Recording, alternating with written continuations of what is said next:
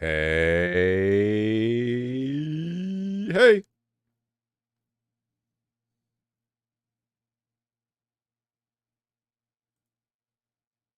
What's up? Do I have my lights set too low? What did I set it to? That looks better. God damn, look at how, like, fucking helmet hair my hair is. Holy shit. What's up, everyone? How y'all doing?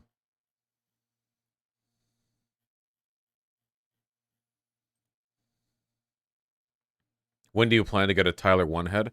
What is a Tyler One head? You mean a shaved head? Or do you mean, like, lumpy? Do you mean a lumpy head? I don't want to have a lumpy head. I've had a shaved head before. I don't have a lumpy head. Oh, the headphone dent? But I don't wear headphones. I have earbuds.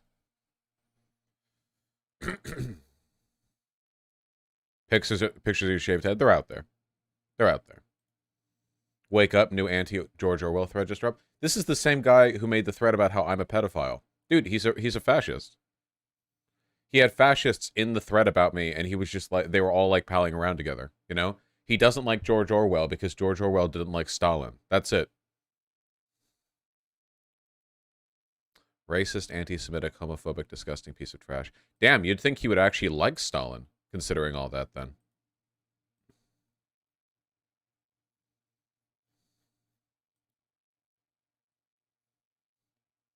Maybe it's because Stalin was a pedophile and George Orwell wasn't.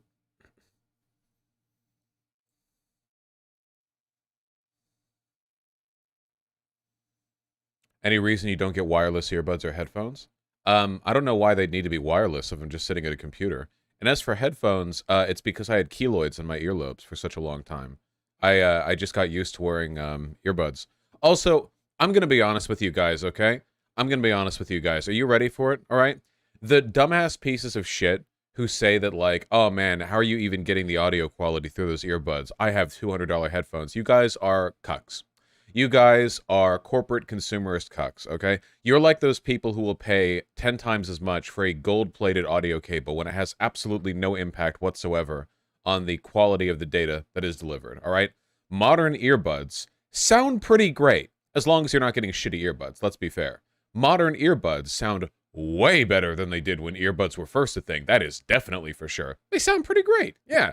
Now, do they sound as good as, like, a full, like big, like poofy $200, like big, you know, expensive? No, of course not. Of course there's a difference. But like some people will pretend, you know, like, well, you're not even experiencing the audio unless it's through the, nah, fuck off. That's like saying you can't experience the video of something unless you're looking at it through like a 4K ultra wide monitor that curves around your desk. Um, and there are people who are like that, but I think they get made fun of more often, whereas the audiophiles get away with it, and I don't know why. Um, yeah. Okay, but you're not a music enthusiast. But that doesn't mean that I'm not a sound enthusiast. I might not like music as much as a lot of people, but as for good sound design in video games, I pay attention to that.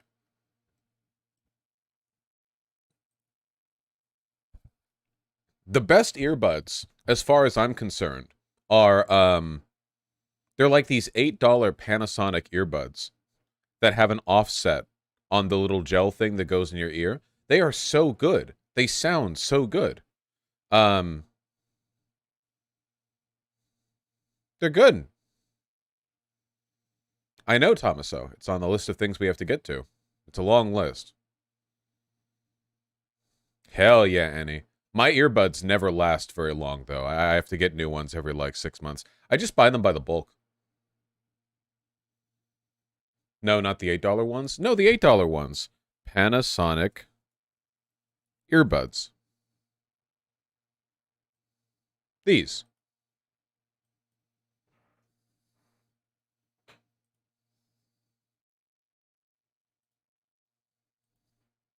Earbud drawer? Literally, though. These things right here. With the offset. These are great. They just fit great, you know? Comfy in the ear. Hell yeah.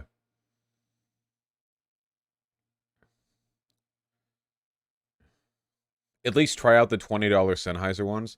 I am just like, I am just naturally so suspicious of things that cost money. I use a $3 Logitech wired mouse. It is the cheapest mouse that you can find. I'm not exaggerating. I literally think it's the cheapest mouse that you can find. Up until my keyboards kept breaking during that Resident Evil 8 incident, I was using like $10 USB keyboards. There are so many peripherals where they're trying to steal your fucking money for like nothing. There's a lot of technology where it basically peaked, you know? Like, there's there's a lot of stuff where like we have the best versions of the thing until there's some big breakthrough or whatever. I don't know. Show it, please. It's such a classic moment. Okay, we can look at it real quick. We can look at it super quick. It is a classic moment. It's a classic me moment. That's so me, I say, looking at me. There we go.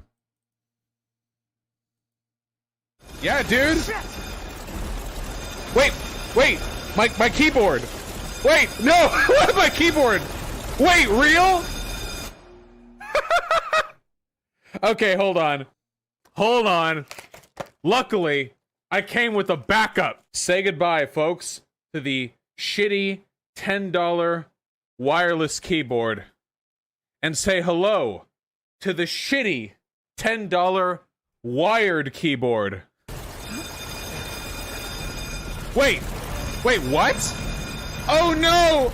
I went too cheap with this one, boys! I went too cheap with this one! Thankfully, I have another backup. Say goodbye to the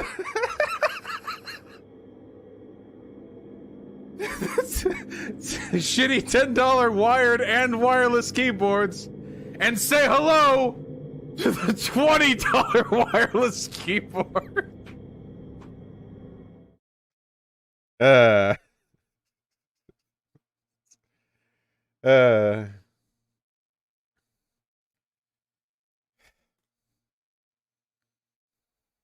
Listen, okay, I'm stimulating the economy, all right? It's called climate accelerationism. So what's the right price? Well, for what it's worth, I actually did just buy a new keyboard, a wireless Logitech membrane keyboard that actually feels really, really good. I've had a membrane keyboard before, but it kind of felt like shit. Like, it just felt like tapping on a plastic sheet. And this actually has like a very quiet, nice click. I like that a lot. No, guys, I've tried mechanical keyboards. I know. I'm not a good enough typist to really get the experience. How much? I think it was like 100, which is fine, you know.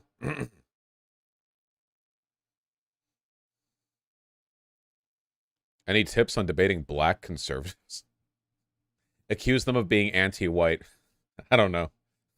They get really defensive about that one.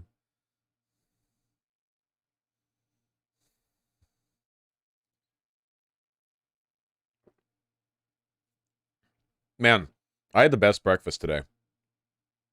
I had some cheese and crackers. I had some yogurt and granola.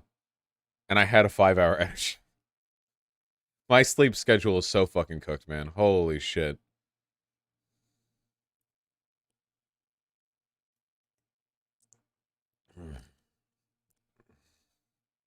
Breakfast of champions, true. 5-hour energy tastes worse than real energy. Okay. I only just had 5-hour energy for the first time, and I need to correct you guys. You're absolutely wrong. 5-hour energy tastes good. Like, it just tastes good. I had it, and I thought, like, oh, this is going to be gross. But then I drink it, and it literally just tastes like candy. I don't know if they put more sugar in it now than they used to, so maybe, like, your memory of it isn't how it is now. But no, it's good. It tastes good. It tastes like candy. I like the blue raspberry. Now, melatonin fucks me up, Gentlefish. I sleep like shit. When I take melatonin. The berry flavor used to be a lot worse than they mellowed it out. Well, that's good because I ordered 60 berry flavors yesterday on Amazon. Hell yeah, catastrophic. That's what I'm talking about. Yeah, I'm going to take all 60 in one day, okay? Are we doing a coordinated thing on r/place? No, fuck Reddit.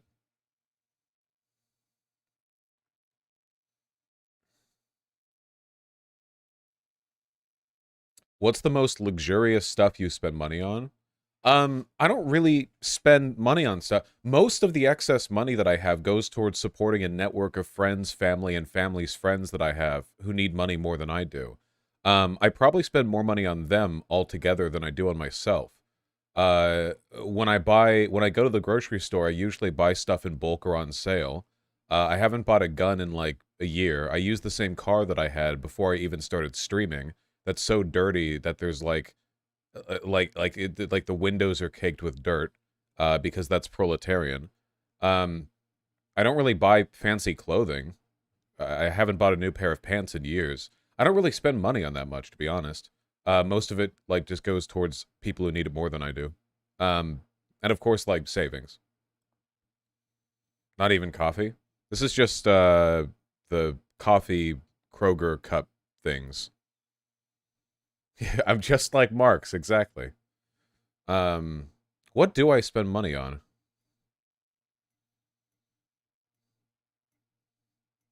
I just don't think I spend that much. I mean, like, there are things that I can do frivolously. Like, whenever I go out to eat with any friends, I always pay for the food, and I tip a lot, and I can buy video games when I want. But honestly, with the amount the channel makes me, like, none of these expenses even come close to being, like a meaningful, expenditure.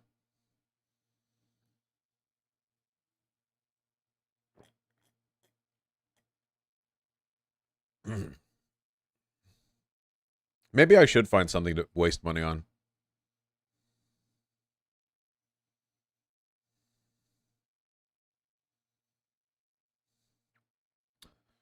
What the fuck? Dude, Thermia is fucking wild. Look at this thumbnail.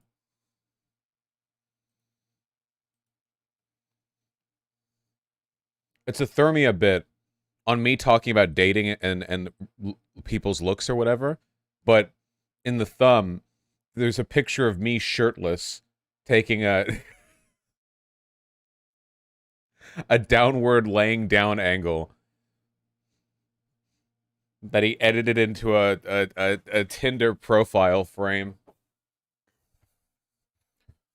Oh my god, is that your dick pic? What? Nah, bro, I'm soft in that picture. I'm a grower, man. That's not a real dick pic. Well, it's cropped in the thumbnail, of course. Thermia's not that wild. Oh yeah, yeah, okay. Like I have anything to prove. It's all out there. Hey, seek the truth, okay? Vosh, maybe this is a hot take, but that angle's really bad for a nude. Nah, okay, what? Okay, this is why guys fucking suck. Okay, wait, hold on. It's not guys that suck at taking nudes. It's normal straight guys, or maybe like tops, all right? The key to taking nudes is to understand that the worst nude you can take is like the hot dog picture, where it's like, here's a dick. The base of my dick is at the bottom of the frame, and the tip is at the top of the frame, and nothing is going on except that I have a dick, you know? This is like the go-to nude that guys take. And it's disgusting, you know? Like, this is, guys, have you ever had that feeling where, like, you're sexting a chick and she sends you a nude and you know for a fact that she, like, made preparations for taking that nude? Like, the way the light is set in her room or whatever, and, like, the way, like she's positioned and, like, a camera set there, and, like, careful thought and consideration. And then you're looking through, like, your nudes, like, what to send back, and you have, like, a shitty, like, flash picture you took at 2 a.m. while sitting on the toilet of your erect dick that you're strangling with your left hand. You're like, well, hope she likes this one. Like, if you just put a little bit of effort in.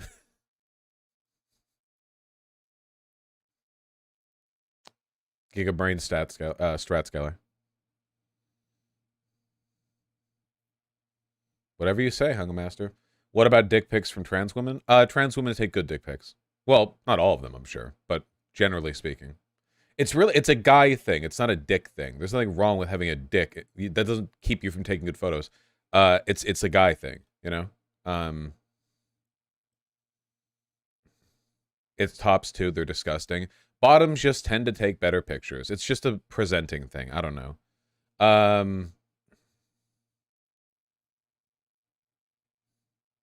Slow down audio files can definitely be cucks, but $8 earbuds are pretty bad. Dude, they're fine. I think these were $11. They're not the kind I usually use, but I got them at an airport and they've been fine. They're Sony. They sound fine. Really, they do. I know it's not as good as like a big wraparound headphones, but they're fine. They're good. They're fine. Vosh, is there a reason you pay rent rather than buy a house? You think I can afford a house? No. Sorry guys, the channel doesn't make that much money. No, I can't afford a house. It's called a mortgage. I don't believe in mortgages, all right? I don't believe in a debtor's economy. If I was to buy a house, I'd have to pay for it in cash with a bunch of cash in a suitcase. Also, Seattle's housing prices are somehow worse than Los Angeles's. The prices here are just insane.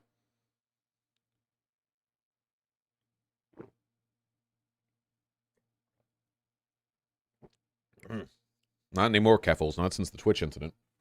There we go. Aren't mortgages cheaper than renting? It really depends. People idealize owning a home, and there are good reasons a person would want to own a home, but it's not really the be-all, end-all solution to financial woes, and it's not always a good idea. Like, how would I know if I don't want to move sometime in the future, you know?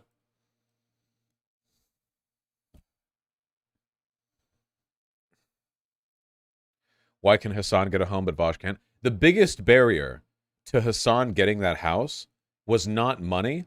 It was him having bad enough taste to want to live in West Hollywood. The fact that he does is the greatest obstacle he had to overcome there. Fucking hate West Hollywood. There we go.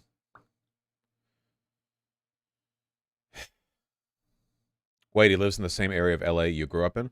He lives like less than a mile from where I grew up, yeah.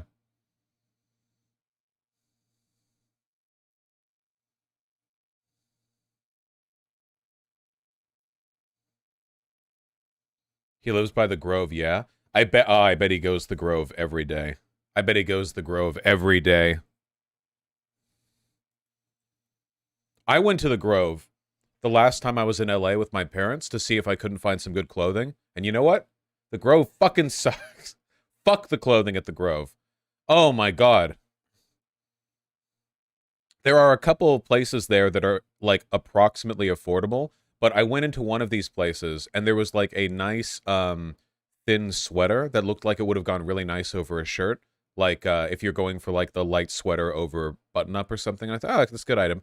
$900. And that wasn't even close to the priciest item there. There were a lot of leather items in the Grove that were like far more expensive than that. Yeah, the Grove is an upscale outdoor little shopping area. It has a tram that runs through it, and there's this little park space, and there's a big fountain that does little shows, and the restaurants all cost $5 billion for a meal.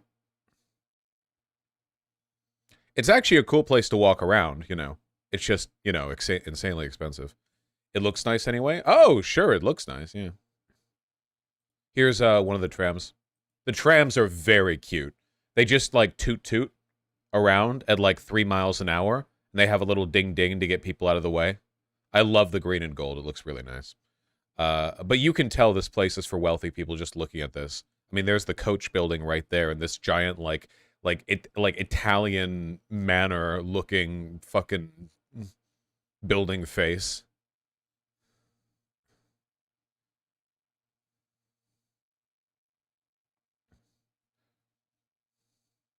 Do the restrooms have attendance? No, the restrooms don't have attendance.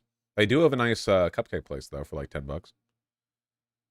It does have a convenient movie theater, though? Yes, yeah. Been there plenty of times. Yeah, I spent $250 on wine and pasta for 3 people, lol. God damn! I spent 250 having food with for five with Adam from YMS a couple days ago, but we were at Rocco's, the best pizza place in Seattle. Hell yeah.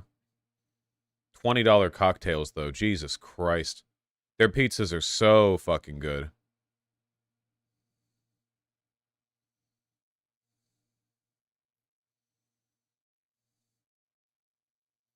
Like, I can't find a picture that shows how huge these pizzas are.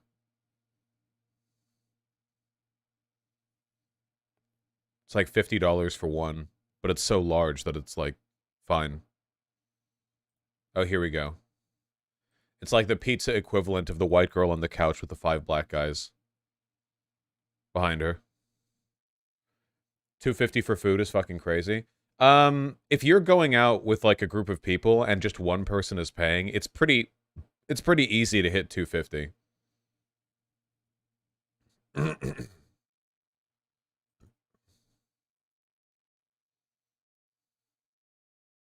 You split it? Well, I don't split it. I think that'd be kind of rude of me, right? Oh, Jesus, Teletech, that's bad. Rocco's amazing. Rocco's is really good, yeah. I've never hit 250. The most I've hit was 180. If you have a group of friends over, you're paying for like 8 people, man. 500, you can hit 500 real quick. Especially if people are drinking. That ups the price very quickly. Like, massively so. 1 or 2 cocktails per person. That's like an extra, like, fucking $30 or $40 per person. Yeah. Stupid. Sorry. Off topic. What bullshit do I have in the tabs here?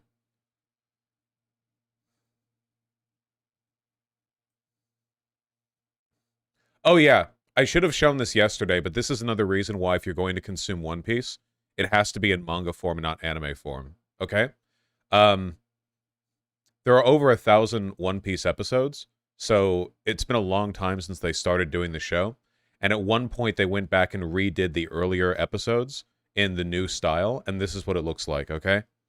This is episode 118 versus 884. Same character, same time, same scene, just redone in the art style the show has degenerated into.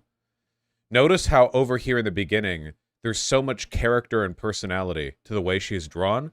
It looks iconically One Piece. It's very cute. Looking at this, I wouldn't even think of this as like disgusting fan service or whatever. Like, she's got her big tits out, but like, it's cute. That's a cute design. And here she looks like a stupid plastic doll. Where and everything is shifted around so you can see every inch of her even larger tits. Also, they made her paler. They made everyone paler in the later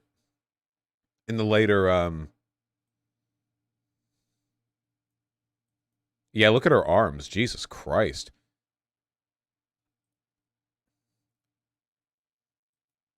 What in the fuck? Oh my god, dude. This is her talking about her, like, traumatic backstory in the original. It's like, here we go. New. Guys, we've improved the original.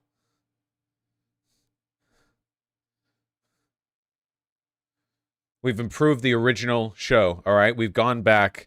She's, like, talking about her trauma and shit. It's so good. It's so depressing, Lamau. Unironically, seriously, read the fucking manga. Is this okay for YouTube? Yes. Look at her stick arm, man. Jesus Christ. Her body looks broken here. I don't know how anyone can find this attractive. And I mean this as somebody, like, I don't give a fuck if you're, like, drawing porn or some shit, and some character has, like, gigantic, huge titty, like, whatever, I don't care. But, like, everything about this just looks bent and broken, and this has so much character that's just lost. Yeah, it looks like shit. I just checked, and surprisingly, she's not a minor there. No, I'm happy to report that Nami is an adult. Thank you. How'd she get that bracelet on? They had to weld it on her arm right here. Unironically, looks like she has a drug problem. Yeah, no, it looks like shit. Looks like shit. They did change the way they do the art style more recently, though. Right? For, like, the Wano... Hold on. How does Nami look in the Wano arc? Okay, credit where credit's due. This is like the worst period of the way they did their designs, I think.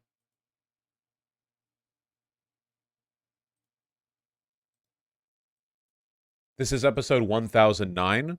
Oh, that's definitely an art style change.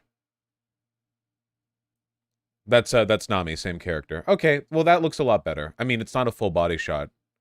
Can I see a full body shot to see how egregious it is? Wait, this is actually really cute. Wait, hold on. Is this why people are saying the Wano arc is worth watching even if you've only read the manga? This is cute.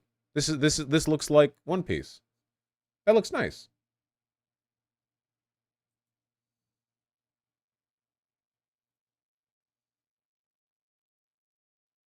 That's so much better. Yeah, gee, it's like not even the same fucking character, man. Holy shit.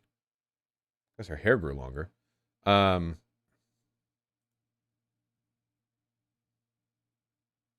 Is this official art? Did she get a boob job? Oh, that looks so much better. Okay, maybe I will check out Wano. All right. Oh my, dude. This is after this. Huge improvement. Okay, that's good. Watched Premiere last night and your recommendation, really enjoyed it. Hey, I'm glad. I was actually thinking of like, I don't know if it's possible or how I would even do it, but doing like a watch party on Twitch for some stuff might be fun sometime. I was thinking of doing Premiere.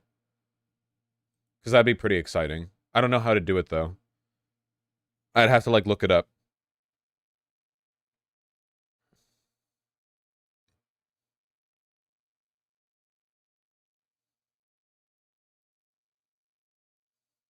You can because you're not an affiliate anymore? Is that a rule? You have to be an affiliate? I don't know. I'll look into it. I'll look into it. Right, okay. Yes. Read the manga, trash pandas. Oh, no spoilers for people who haven't read it, by the way, but who here has seen the most recent chapter of Chainsaw Man? Jesus Christ, the fucking SA devil, man. Oh my god. Just rooting for Denji to stay strong. No spoilers.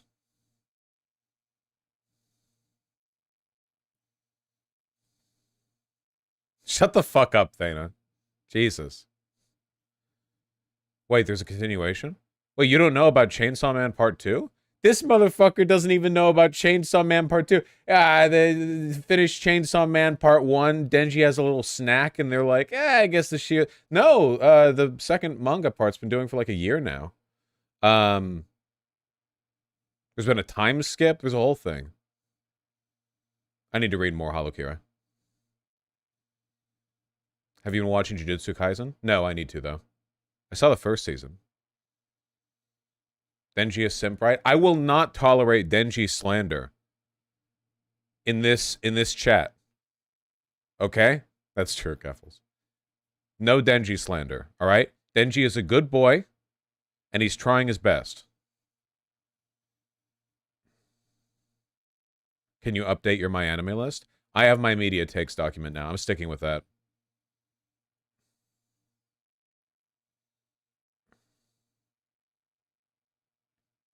He is way too horny. It's justified. No, the pervert trope in manga or anime or whatever is normally shit because it's literally like, okay, guys, here's our ensemble of shonen characters. We have all these people with personalities, and this guy, this guy's a rapist. That's his funny trait. That's his wacky character trait. But Denji isn't like weird or rapey at all. Denji's just like crazy fucking desperate for affection. That's in universe, in character, totally justified, fully acceptable as a character trait. You know? Yeah, being horny is not a crime.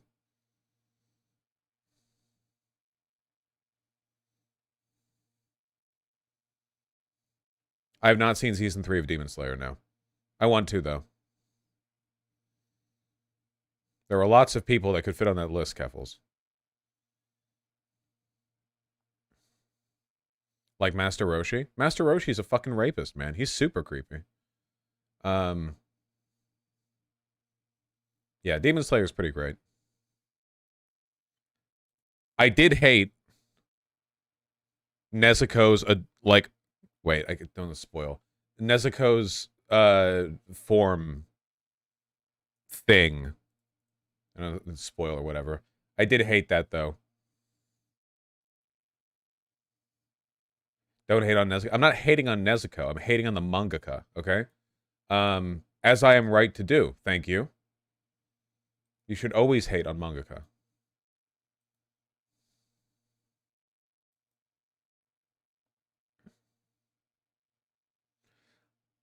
I hate the weird gag shit. Yeah.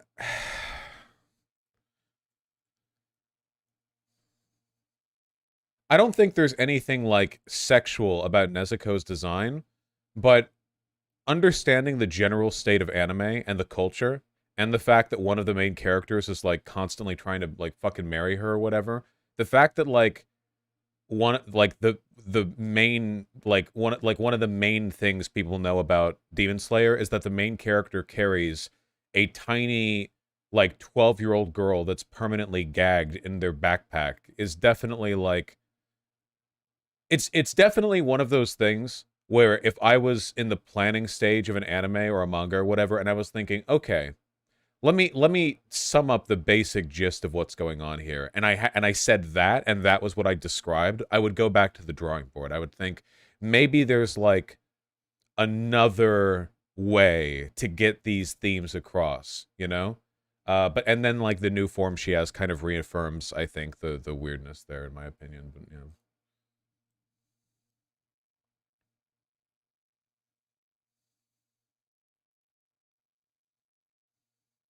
My favorite anime is Cory in the House.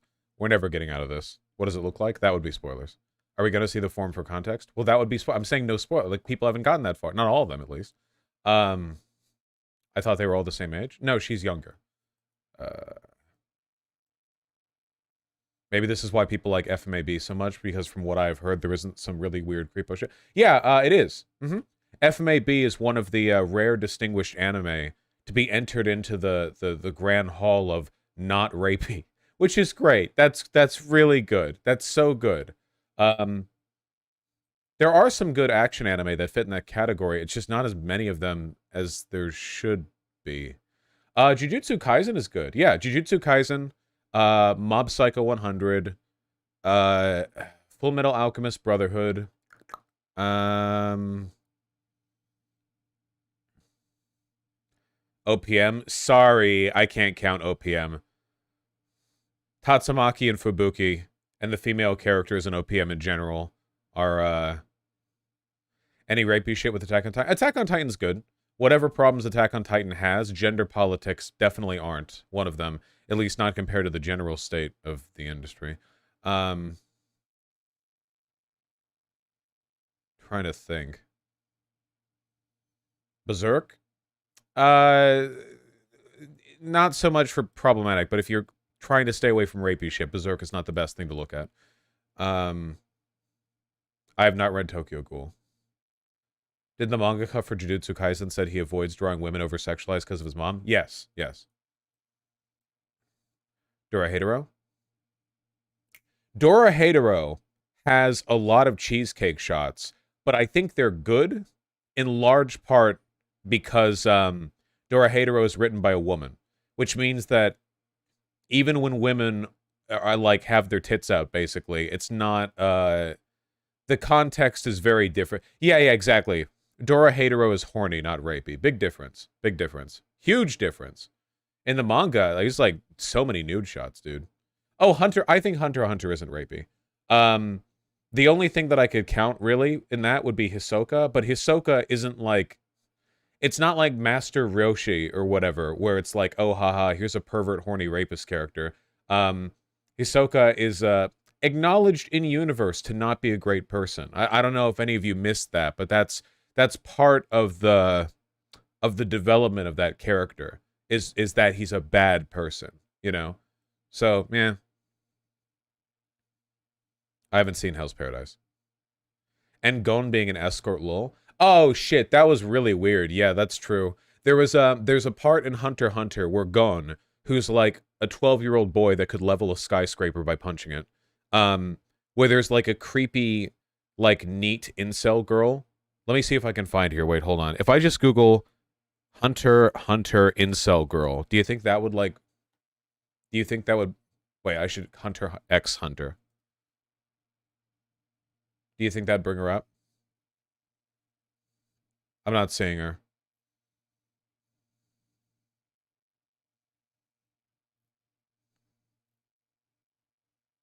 Palm? That's her name? What an odd name.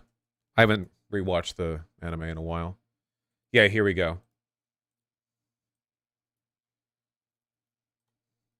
There we go. Yeah, it's a really weird bit. Basically, her thing is that she's extremely creepy and threatening, but Gon is incredibly friendly and strong. So every time she tries to be creepy around him, he's like, yeah, keep it up.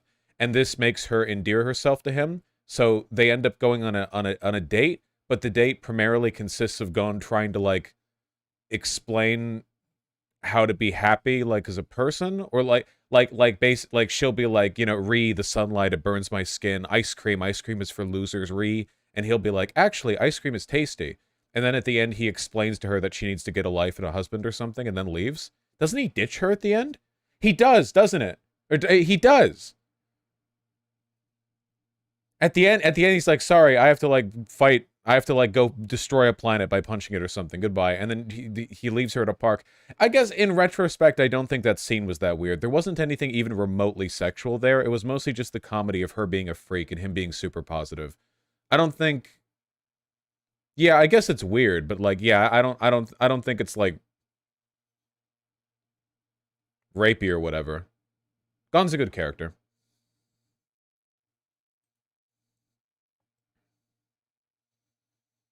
Do you like or hate Zenitsu? Everyone likes Zenitsu.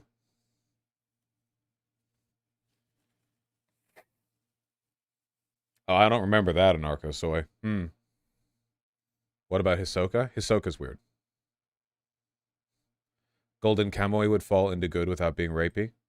Oh yeah, for sure, for sure. Golden Kamuy is great.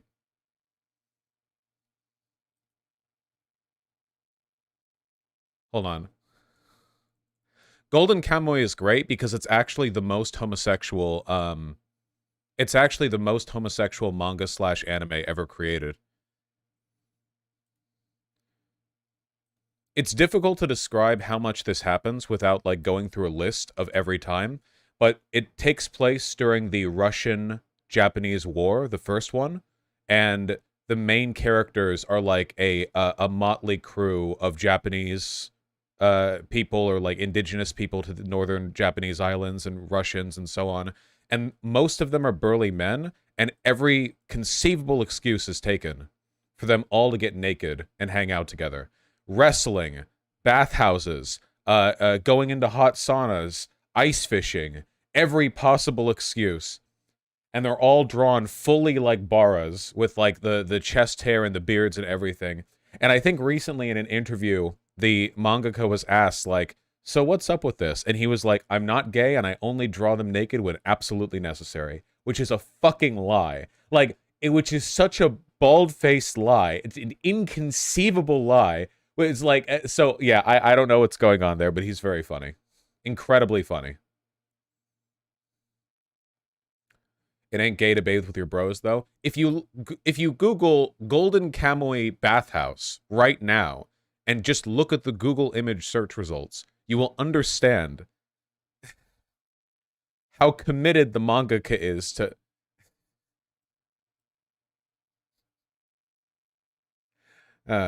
Okay. Yeah, they do it in a gay way. You watch Edge Runners? Yeah, of course. I thought it was fine. I didn't think Edge Runners was excellent. I thought it was fine. Trigger, Studio Trigger has made way better shows and movies. Um I feel like if anything it was kind of held back by the source material. Holy shit, you're right. There's like 20 unique bathhouse scenes. Yeah, no, yeah, seriously. Like it's yeah. I haven't seen I don't know what Banana Fish is. Does Vinland Saga fit in the non-rapey category? I forgot. Oh, Vinland Saga is fantastic. I mean, tons of rape happens because the main characters are Viking pillagers. Uh, but that's not. Yeah, no. Vinland Saga is fantastic. Did you see Nimona? Yes, I did. Tons of rape in that one. We're never getting out of this hole. Um, what about Berserk? Is it problematic? Berserk is a lot of things.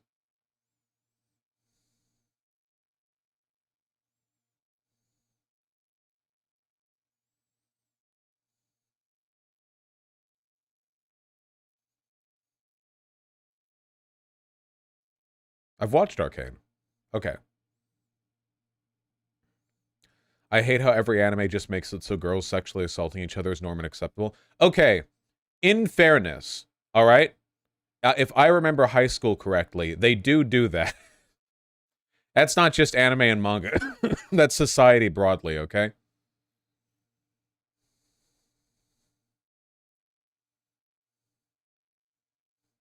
Is Edge Runners anime? Yeah, it was done by Studio Trigger. What do you mean Edge Runners was held back by its source material? Because the story of Edge Runners was fucking boring.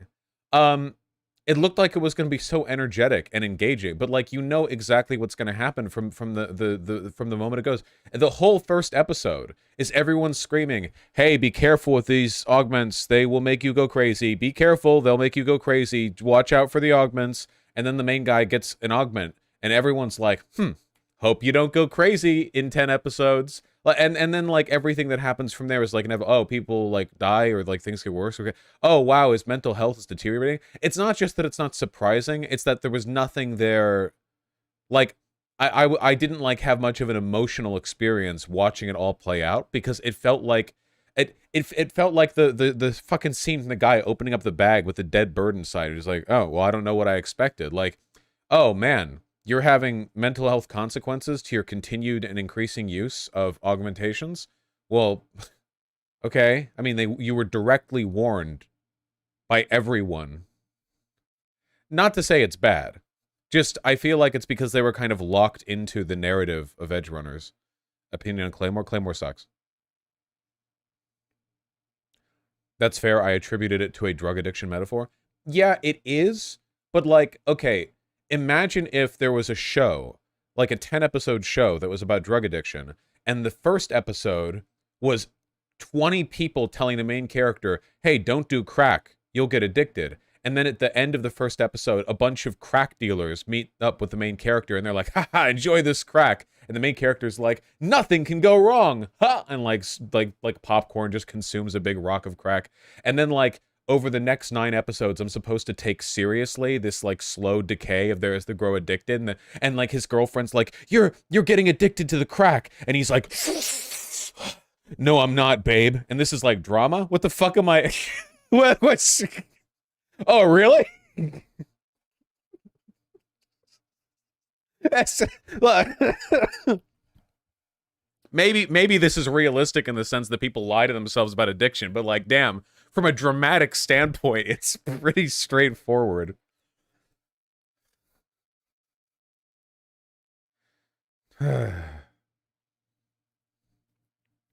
Eventually, Hudson.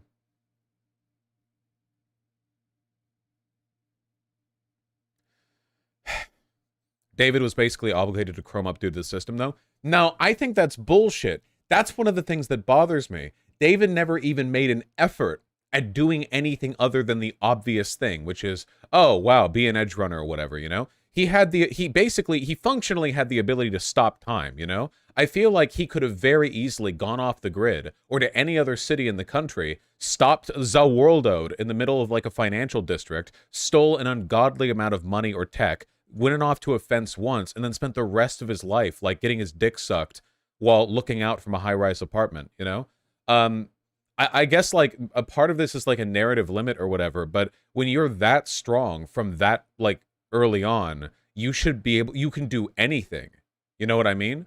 Like he could have just left. He didn't even have anything tying him down except for his hot girlfriend who he could have just picked up and run with, you know? But his mom was dead.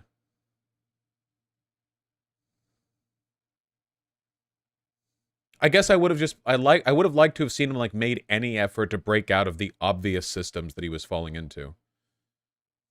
Money in Cyberpunk is all tracked on the net. You can't just steal it directly or transfer. I'm sure there's something it could have done. I just, like, with the power that he had, I don't believe that he had to be locked into...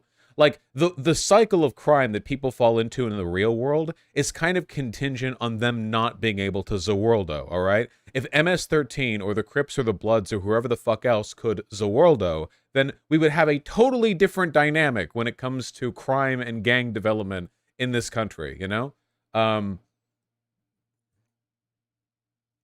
Full Sandevistasine was them stealing? No, I understand that, and he did that plenty.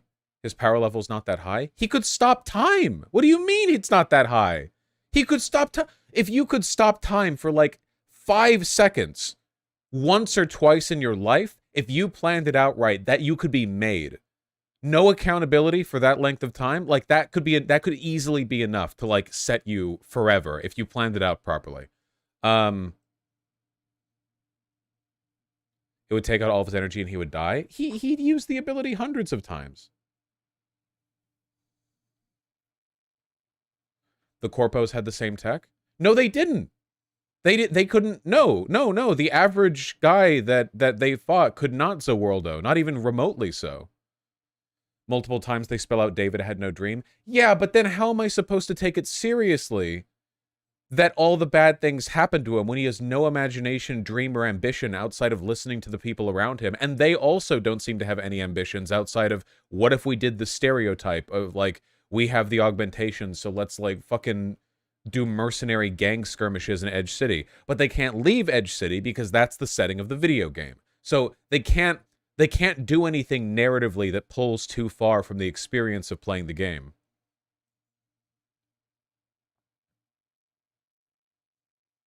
And lore, a lot of corpos have contracts with super soldiers. Yeah, but he was able to do this for months. Arasaka would have found him anyway. I don't think that's true. So true, Beetle. What's up? Vosh doesn't know the source material? Dude! Wait, really? Oh, man, guys, come on. I haven't played Cyberpunk, but are you guys really going to pretend that a story of David going, I hope nothing goes wrong, can stop time, you can use this power hundreds of times, just gonna stay here in Night City, not gonna, like, disappear off the grid or anything, and just run off, like, there's like, no other room? There's, like, nothing else the narrative could have done? At all? David isn't in the game? Yeah, but Night City is. He can't leave Night City.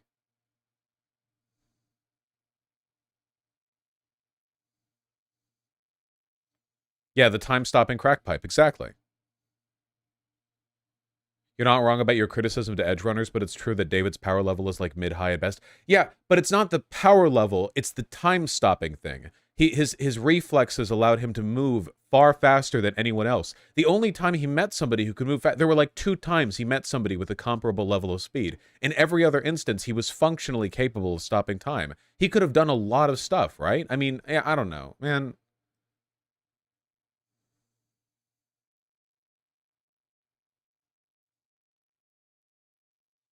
And how do those situations end? With him making a lot of money?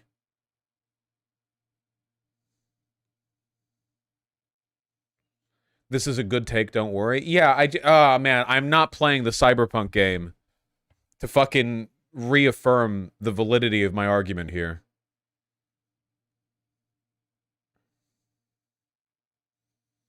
Haven't I complained about this before, anyway?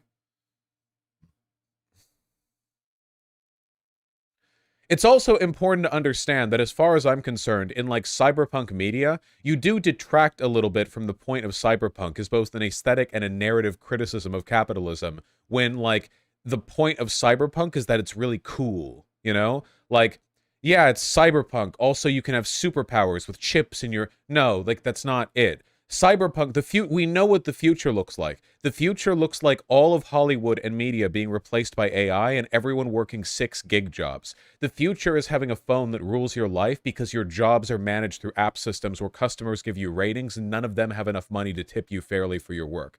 The future is looking up at the sky and seeing like the sun beating down on you because it's 131 degrees in August in New York, and there's nothing that anyone's willing to do about it, and it doesn't change the fact that you have to like get up early because you've got work to do. The cyberpunk future is not you put superpowered chips in your neck. I'm sorry.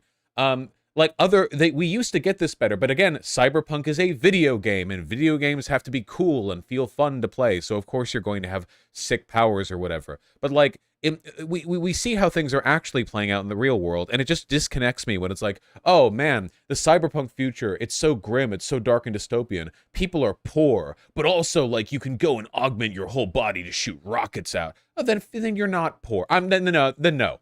Then I'm not taking your gritty poverty seriously when the underworld is full of people with robot dicks and electro arc fucking plasma torch shoulder mounted cannons, okay? Obviously, like, we're gamifying this, but does this lessen the critique somewhat? Are we taking away from the banality of the future? If you take a look at classic cyberpunk media, go watch the original Blade Runner and look at the average person in the setting of Blade Runner. What are they doing? I'll tell you what they're doing. Hunched miserably in the rain, trying to get a little bit of cover underneath the awnings of the businesses that they travel between. They have no money, no time, no hope. They're suffering, first and foremost. Ghost in the Shell. Look at the city in Ghost in the Shell. What do you see? In Ghost in the Shell, every city block, as I remember it, has a 30-story tall apartment building that's 1 mile deep, and I assume that 1.3 million people live in each unit. And they presumably live like 3 families to a room, like a fucking tenement, you know? Go rewatch Akira. What's the experience of watching Akira? Gigantic, empty, desolate city streets. A world dominated by nothing but roads, where nobody can use them for anything other than, like, sheltering themselves for a moment to try to hide from the interminable conflict of riots, and police crackdowns and gang violence and biker drive-bys, and that's it. There's no, like, shared city space or community. It's just empty concrete that stretches infinitely. And then you go into Night City, and it's like, bro, welcome to Night City, man.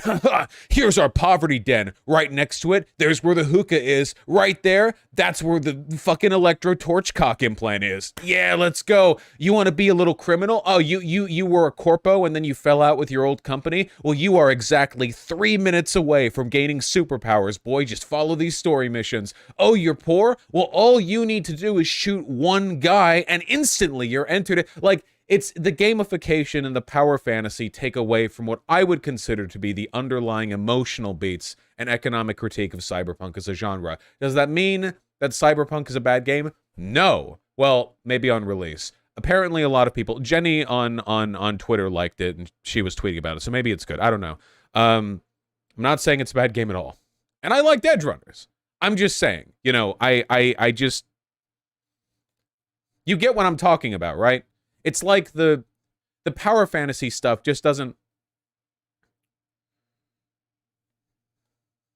Because you'll note in the pieces of media that I was talking about too, it's not really a power fantasy. In Blade Runner, it's not like Harrison Ford's character, whose name I'm forgetting right now, it's not like he's empowered. He's not. He feels powerless the entire movie. In Akira, likewise. I mean, I guess you have kind of the power fantasy of taking out like an eldritch god in the stadium, but not, I don't think that's not Deckard. Thank you. Yeah. And in Ghost in the Shell, like there's this like underlying malaise, like nothing fundamentally changes, you know, it's, you know, your body gets destroyed and replaced, whatever. You're just some corpo ghoul. Yeah. I don't know. Okay. Sorry. Bosch, Blade Runner, and Akira are not cyberpunk, not even remotely. What do you mean? Blade Runner is literally like the like canon event that spawns cyberpunk as a thing. Akira is more in its lane, but I still think it fits for sure, 100%. It just doesn't have as much neon as you typically associate with cyberpunk.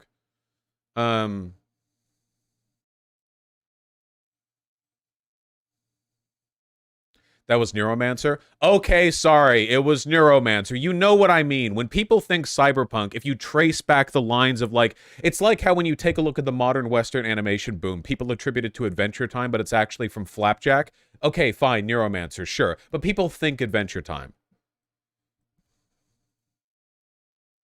Blade Runner, maybe the style, not the themes? Whoa! Cyberpunk as a genre is about like conflict and identity in a world that's grown too large and uncaring for anyone to meaningfully make a difference. Blade Runner is all about that thematically. It's all about like whether or not you're really what's literally about whether or not you're human, whether or not like people can maintain their identity and their human value, and whether or not society is draining people of the emotional experiences that like make us human, whereas the people that that are being chased down by Deckard are obviously like more human and the okay, okay.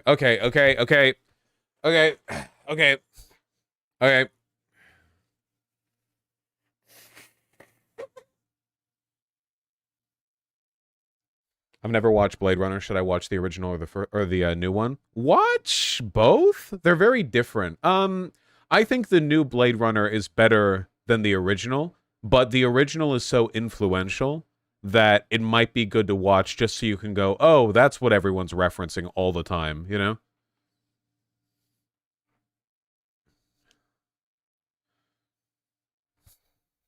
The reason why like this kicks back to the 80s, this is why there's like so much Japanese influence in all cyberpunk. Like same with Deus Ex. Like it's always like, oh, here's like the like Southeast Asian quarter or whatever. And it's because there was an economic boom in Japan in the 1980s. So there was a fear that like Japanese economic influence would expand across the world to the point where like America and other countries would be basically economically subservient to Japan, the tech like giant, you know, um, that kind of thing. It's kind of racist, but that's the reason why when we think cyberpunk now, there's always a Chinatown, there's always a bunch of Japanese shit, there's always a fucking samurai. Yeah. There's always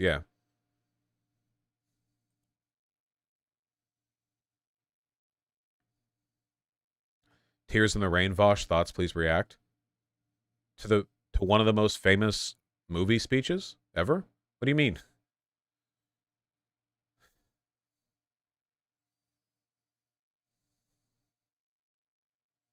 That's what I'm saying, Robo Stalin. Yeah, and then Japan had an economic crash. Yeah.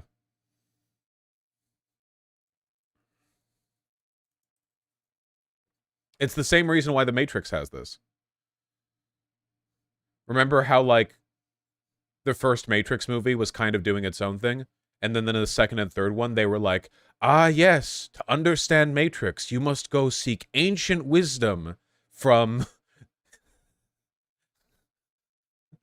fucking literally though, like that literally happens. That's not me being racist, that's them being racist. Go seek fortune teller in Chinatown, he will tell you. Fuck, what? Fuck. God damn it.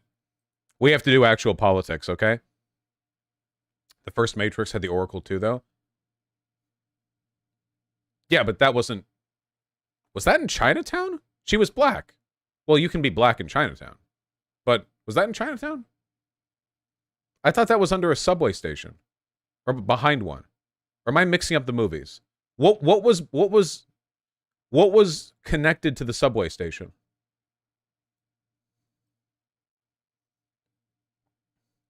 The Oracle was in Matrix 2? She was introduced in 1. Third movie is the subway station? Yeah, the second one had the Asian man. But the first one, the Oracle was a black woman. She was just in an apartment? Yeah. Yeah, you guys are trying to trip me up. Yeah. Yeah, her. I remember her. She was great. She was great, right? I haven't seen The Matrix in a while. I liked her.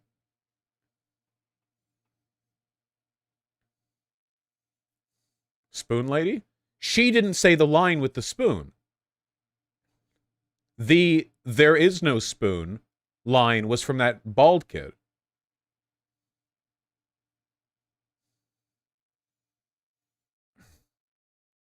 You're thinking about the Keymaker? No, I'm thinking about the Oracle! Man, the first Matrix movie was so good. Remember, oh man, remember when, what was the name of the, was it Cypher, the bald guy who fucked them over? Remember when they were in the wall trying to escape from the agents? They got the trace, and they were sold out, and, and they were moving in the wall, and then Cypher had some dust kicked onto him, and he did a little cough that was real, and then there was a pause, and then he faked the next coughs, and that was how they knew they were in the wall, and they started lighting it up. That was so fucking good. Yeah, because you know in any other movie, like, they wouldn't have thought that was enough info for the audience to go off of. They would have had, like, they would have had, like a second or two of Cypher, like, listening through the wall and then going, like, ah, you know, but instead, it sounded almost the same as the first cough. It was really fucking good. Oh, man. What a good movie. I gotta rewatch the first Matrix movie. I still remember, I don't know if it's because I saw it when I was a kid, so it's just burned into my brain more effectively than, like, seeing a movie now would be, but the death of the two, I don't know if they were nameless, but they were basically nameless.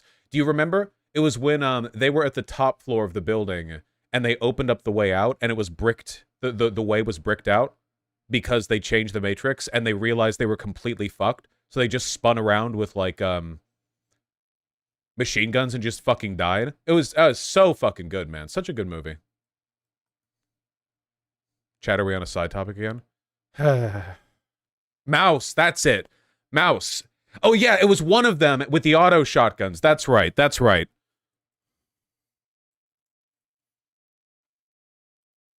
Those are like the big video game shotguns, the one that have those drums that rotate.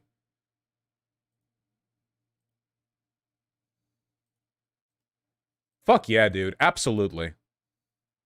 This is the real American dream, okay? The real American dream is going out while facing like 40 cops looking like this.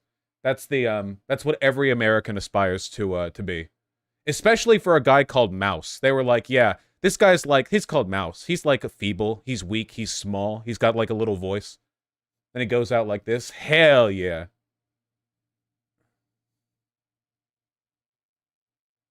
So are you covering politics today? Let me pee. Then we're not going to talk about anything but politics. Fine. I'm hitting the add button, though, because you guys were stupid enough to sit through all that.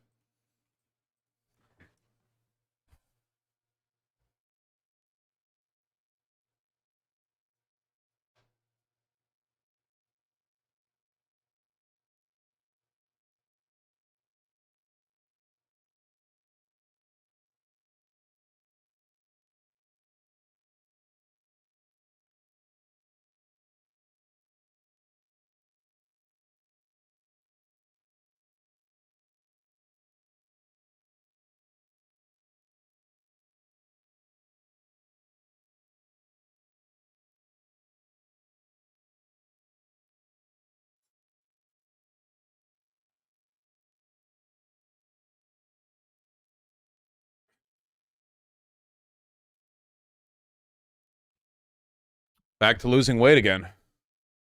We're on it.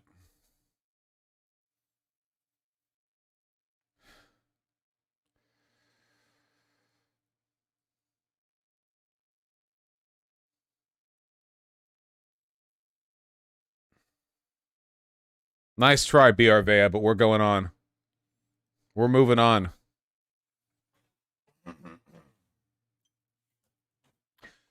My cough acted up a little bit more last night than I wanted it to.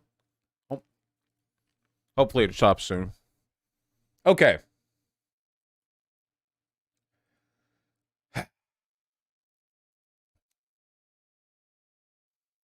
You guys want to see something interesting?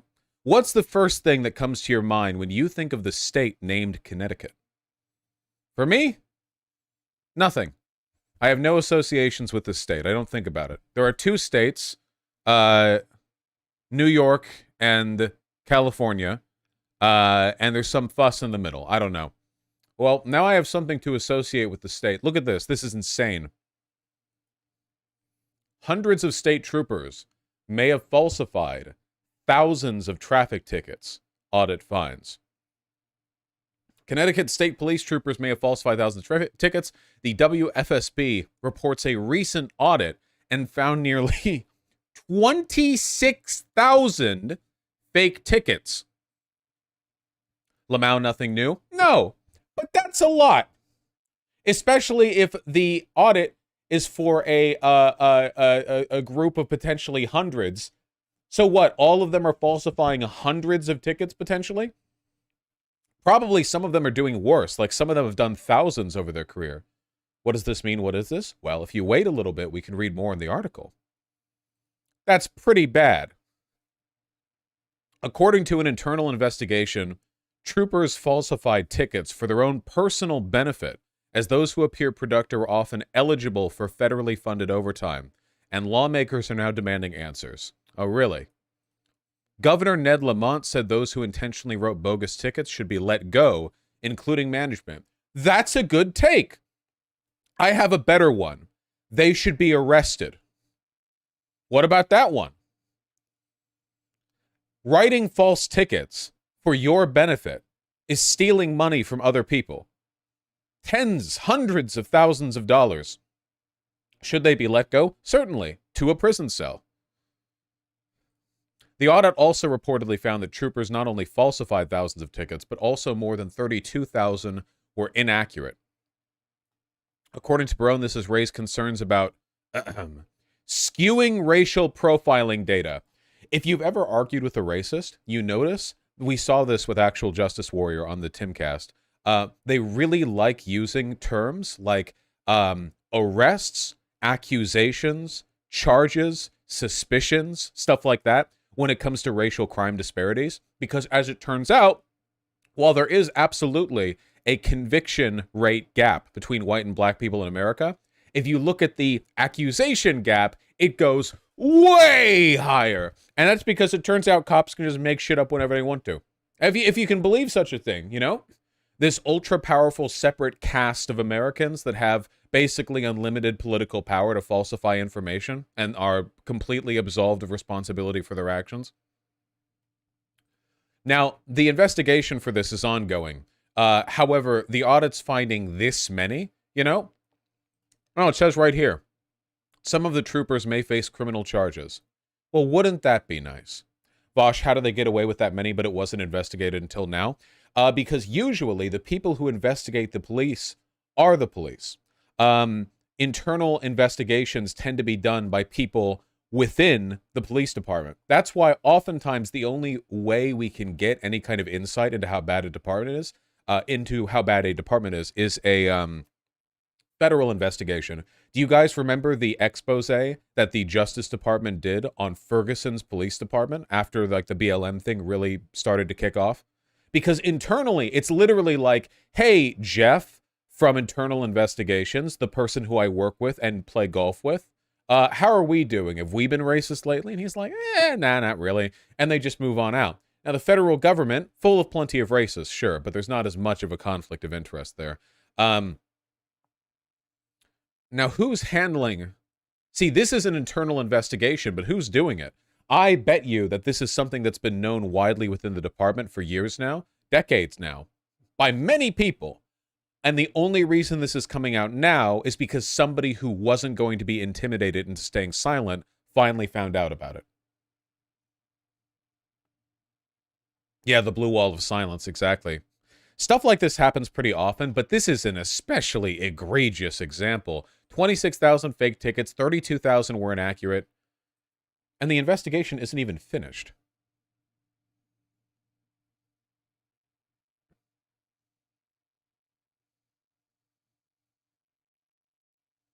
Wait, what does this say? Gingiveer, where are you getting that? Did I misread something? The fake tickets weren't given to anyone. They were put in a system that tracked productivity and racial bias, i.e. submit a bunch of fake tickets. Where are you getting that from, Gingiveer? Do you have a link? I.e. submit a bunch of fake tickets against fake white people so the number of black people they give real tickets to doesn't look disproportionate. Oh, wait, you're making that up. Look at the Insider article. They made it seem like more white people were stopped. Wait, really? Wait. Is that true? Are you saying they were using this to actually correct? So they were trying to hide the racial bias by faking invisible tickets against white people? Like they're handing real tickets out to tons of black people, and they're like, wait, this looks really fucking bad for our department, bro. All right, yeah, we gave 10,000 tickets to a guy called John Peachy Cracker. And, you know, see, no racial bias here. Really? Oh my God. Hold on. Wait, give me the insider. Wait, hold on. I'm sorry, Ginger. I apologize for accusing you of making that up because it sounded so audacious that I thought, okay, hold on. Wait, Connecticut, insider, police ticket. There we go.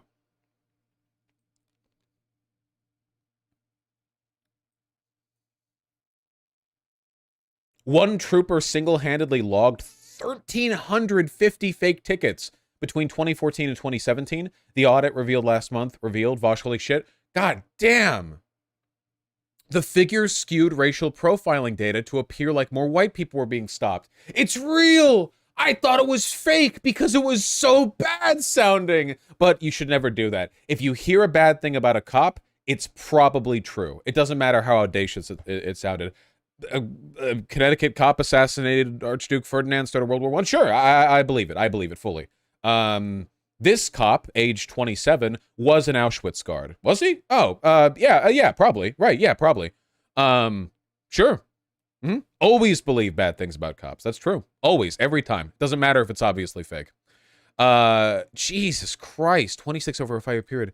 Yeah, one single guy logged 1350 fake tickets to disguise racial bias in Don't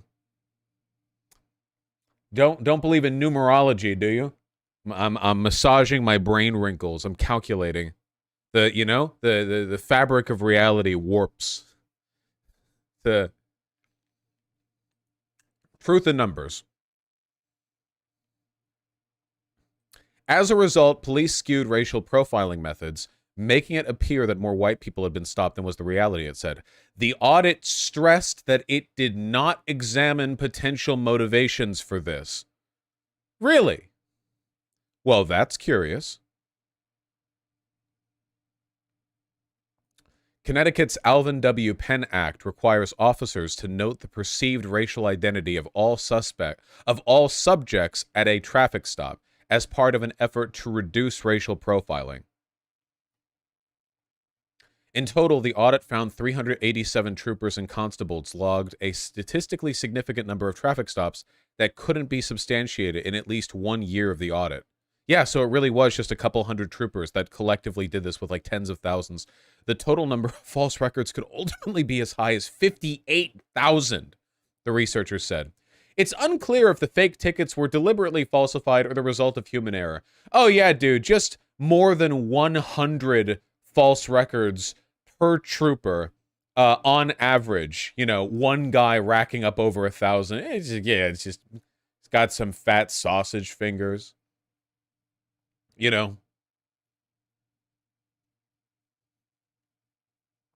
This report suggests a historical pattern and practice among some troopers and constables of submitting infraction records that were likely false or inaccurate to the racial profiling system. God damn.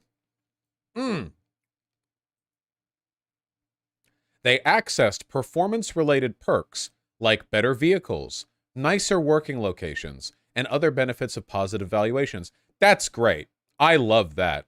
I'm glad that A, we have an incentive structure where ticketing people gets you nicer shit and nicer work, and B, that you can just scrawl 50 fake tickets and then just get a nice new shiny police Humvee or whatever those disgusting giant vans they hand out are.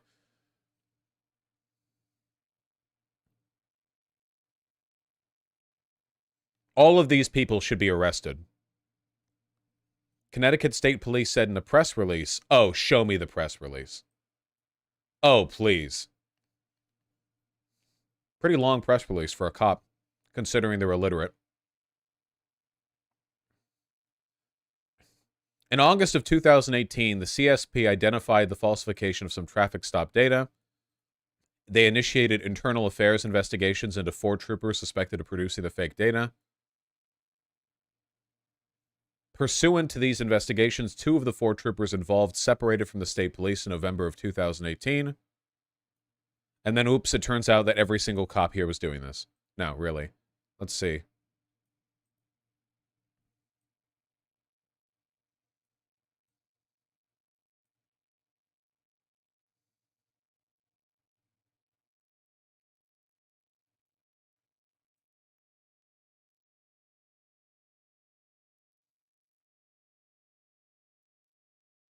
Yep, it's nothing. The press release, just me speed reading this corpo speak bullshit, is essentially them just saying, "Oh, there was a little oopsie whoopsie fucky wucky, but maybe there was like a slightly bigger problem than we thought. And we're going to deal with it. Don't worry. Don't look into it. We're going to deal with it. Don't worry about it. We're going to deal with it. Don't worry about it." Um, right. Pretty much what you would expect, I suppose. Deeply committed to ensuring the integrity of Connecticut's racial profiling data. Yeah. It's so cool how in Connecticut you can be a state trooper and you can just hand a ticket out to like 100 black dudes you find on the highway going 1 mile per hour over the speed limit. And then when you realize like, oh, wait, this makes me look pretty racist, you can just write in also 100 tickets to white guy, enter. And then you're just like, look, the picture perfect representation of anti-racism here, of responsibility and police oversight. Insane. Is your police department privatized? Functionally, in the United States, they operate as private entities. The police departments and their unions are so powerful that local government can't really control them. They get an insane amount of money. They operate on their own incentive structure. They are not restricted in any way, shape, or form the way that, like, basically every other kind of government employee is. They are a separate caste of people. It's a caste system. They're not literally privatized, but functionally, wouldn't this also increase crime stats, thus possibly justifying higher budgets? Yeah, cops love to overreport crimes. Why would cops ever go, hey, crime's down? Oh, sure, maybe they get some accolades because they can pretend to be responsible for crime going down as opposed to whatever socioeconomic changes led to that outcome. But in the long run, it means they're not needed. So, yeah. No, cops love inflating this shit, which is why cops pretend to faint whenever they, like, see fentanyl. You know that thing? Where like cop like the suspect used fentanyl paste on their door handle and 5 cops passed out as soon as they like that shit. A lot of this is like genuine hysteria, like hysteria in like the medical sense, where cops get so hyped up in their own anti-drug propaganda that like they hear that they just breathed in fentanyl air and they actually have like what's the term when you feel a condition that you imagine? It's called, how am I blanking on this? Psychosomatic. Yeah, a psychosomatic effect. Yeah, where they freak out, and pass out or whatever else. Cops are psychotic. They're insane people, and the department is insane, and they get an insane amount of money. There are cities in America where something like a third to half of the city budget goes to cops. Cops don't do anything. As we all know, the job of a cop is to show up after your car has been broken into, tell you that they're looking into it, and then never get back to you. Cops don't do anything. They are worthless. They are worthless to society. The job of all cops in every city in America could be fulfilled by 1 dog per city who walks around, and when people feel sad, they pet the dog, and the dog looks happy, and then people feel happy, and that reduces crime. Far more so than cops could, certainly. And that would cost significantly less. Thank you. Excuse me. Bosch, the Baltimore budget for police is $594 million as of 2023. Meanwhile, Parks and Rec budget is $15.6 million. Yeah, like 1/30th. Oh, and by the way, the city of Baltimore, the police are doing wonders for the city of Baltimore, okay? I've been there, and let me tell you, folks, all those cops really contributing to a culture of safety and community accountability. You can see it all over the city. When the New York Police Department went on strike, the crime rate went down. Yeah, I remember that. Major crime complaints fell when cops took a break from proactive policing. There was not the big point of the New York City cop strike was for them to complain that they should have the right to choke black people to death. I think that actually was what they were. That was, wasn't it? That was literally it. I'm not even making that up. It was after they choked that one guy for selling loose cigarettes. I'm forgetting his name right now. Is that Eric Garner? Oh man, there have been so many black people killed by the police and like heavily publicized. It was in response to the Eric Garner murder, wasn't it? Right? And then all the cops in New York, which is like 5 million of them, marched and they were like, if you won't let us kill black people, then maybe we shouldn't even do our jobs. And then nothing happened. Yeah. Oh yeah, Chicago PD threatening they'd quit if the Dem won, which he did. Right. There it is, LTM. Anyway, cops are bad. Replace all cops with one dog per city that people can pet when they feel down. Unironic, like it is genuinely insane how much money we spend on police. Hold on. Is there like a total wait, hold on. Total US police budget. Like all cities combined, will it say? State and local government spent 129 billion on police, 86 billion on corrections, and 51 billion on courts in 2020 alone. So, with those three combined, it's about $250 billion, which is actually like, what's the US discretionary budget?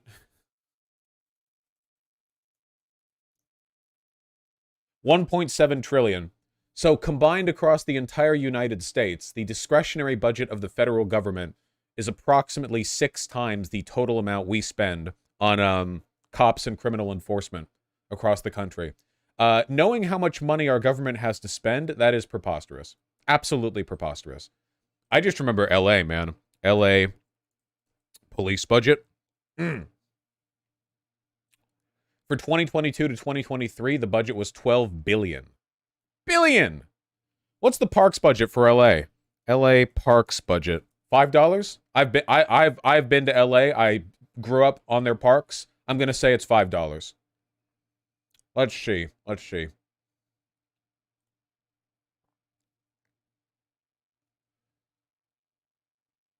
$317 million. Or 1/3 times 12. 1/36th the police budget. So if you can imagine all of the joy and enjoyment that you've gotten in your life from parks and natural beautification, 36 times that amount is being spent in your local police department for the privilege of calling them when your car gets broken into so they can show up an hour afterwards and tell you they're looking into it. Love cops. Love cops. Love the system. Love cops. Thank you. Love cops. Not even to start on the Stop Cop City Atlanta shit. I'm not even getting into that right now.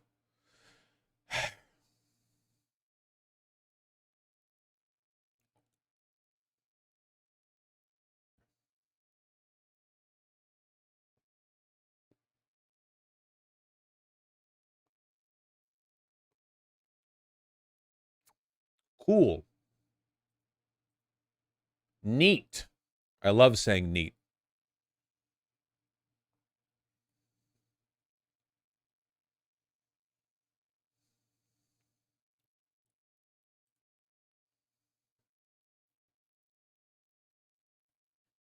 Well, this is interesting. Satanic Smilodon, thank you for linking this. What is this? How Paramount buried a Vice documentary on Ron DeSantis at Guantanamo Bay. Oh, whoa. What is this? Showtime slated The Guantanamo Candidate, a 30-minute long episode of its Vice documentary series, for May 28. The episode opens with a shot of the outside of the U.S. prison complex at the southern tip of Cuba, where Florida Governor Ron... Side note, I still think it's incredibly funny how we just have a torture facility in Cuba, and that's just a thing that we do. It's not like Cuba likes us being there. It's just we said it's ours, and we have soldiers there, and they're not going to win a war with us, so we just have a torture center.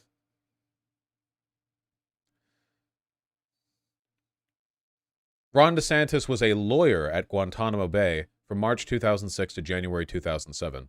Vice reporters had secured on-camera interviews with a former detainee, Mansour Adaifi, and a guard at the prison, Staff Sergeant Joe Hickman. Wow, that's an American name. Imagine being, like, extrajudicially lifted from America and sent to Gitmo and being tortured by a guy called Joe Hickman. Very on brand. Both said they remembered seeing DeSantis at the prison during the controversial detainee hunger strike. The Vice crew travel... Oh, yeah. That was when, you know, a hunger strike to try to close Gitmo. They did this like 15 years ago. Gitmo's still open, by the way. Still torturing people. Haha. Though we have reduced the number of inmates there. That's progress. That's called incrementalism. Thanks, Obama. Remember when he promised to close Gitmo? I remember. The Vice crew traveled to Gitmo in order to speak to military staff and made several attempts to ask DeSantis about the allegations directly, eventually confronting him at a press conference in Israel. Holy shit, Vice chased him all the way to Israel? Huh. According to a detailed description provided to Semaphore. But Showtime viewers, who turned on their TVs May 28th, never saw the episode. Showtime and Vice cited scheduling in a statement after The Hollywood Reporter noticed the missing episode. But in fact, two people familiar with the incident said the Paramount-owned cable channel ditched the DeSantis episode over fears of the political consequences. Well, that's just great. One person debriefed on the decision told Semaphore the company's Washington lobbyist, Dee Lee, raised concerns about the piece. Showtime declined to comment on the decision to pull the episode. Quote, "We not only stand behind our rigorous reporting, but are proud of the incredible journalism showcased in this story," a spokesperson for Vice, Elise Flick, told Semaphore. Huh. Now look at that. So, while we have an actual QAnon movie broadcasting on AMC theaters, The Sound of Freedom, where the people who made the movie go to QAnon events and promote QAnon conspiracy theories, a Vice document. Why would you have control over Vice documentary productions if you're afraid of political backlash? What does Vice do? Again, I've seen a Vice documentary or two in my time. Oh yeah, we want to produce Vice content. Just none of that political stuff. Really? No. Nuh-uh. Nuh-uh. Absolutely not. There are two potential explanations. One, Paramount is legitimately afraid of financial backlash due to conservatives being ass-pained. If this is the case, wow, that's sad. No investigative journalism into political candidates. Sorry, you can't look into these presidential candidates. The things they've done in the past are so monstrous that it's too controversial to broadcast them. Sorry, the people that might be president are so evil that we can't look into it because it would be controversial. The second possibility is that the ultra-wealthy oligarchs who control Paramount, like DeSantis. The wealthier a person is, the more likely they are to vote Republican, because Republicans are, after all, pro-oligarchy. So the idea of Paramount, there's an innate conflict of interest that can't be absolved with any explanation.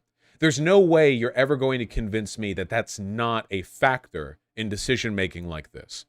In all likelihood, it's both. The first sign of trouble for the DeSantis episode came on only Thursday, May 25th, days before it was set to air. The episode had been vetted by Vice's internal legal team and returned by Showtime executives without any requests for changes. Both Showtime and Vice had already sent around promotional materials and screeners for the episode to reporters. Wow. Interesting. So, why didn't Paramount stop this earlier? They'd already gotten to the point where they were sending promotional material and screeners to reporters? Like, if they were concerned with the premise, you'd think they would have gotten this in earlier. On Showtime's site, the network said the episode contained allegations from, quote, former detainees that he was present at force feedings that were condemned as torture by the UN. Raised the role of Navy JAGs in the investigation of the detainee deaths. If you'll recall, we've talked about these specific allegations before. But just 4 days before the show was set to air, Vice received a note from Showtime's post-production staff, which normally focuses on issues like color and sound. The production team told Vice, quote, the broader network group teams are taking a deeper internal look in this Sunday's episode, which will delay its premiere. Okay, so there's only one explanation for this one, right? Everyone was set to go until a higher-up noticed. The executives at Paramount don't follow every single production that they preside over. They preside over quite a lot of things. At some point, they got wind of this, and after every local and relevant authority had already approved this episode, they step in. I can't imagine something else, except for maybe them receiving a note from the DeSantis campaign asking them to please not, but I think the former is more likely. Vice, which had just declared bankruptcy and was desperate to save anything it could. By the way, love the fact that Vice, not a perfect group, by the way, but definitely a lot better than most like journalistic organizations. Love the fact that CNN can get a CEO and he's like, hey, to appeal to a broader market, we're going to lie more so conservatives like us. And then he gets ousted like a week later. And Vice, a group that actually does do investigative journalism, again, not a full defense of Vice, but let's be fair, you're going to get more from watching Vice than you will from watching CNN, has to deal with this.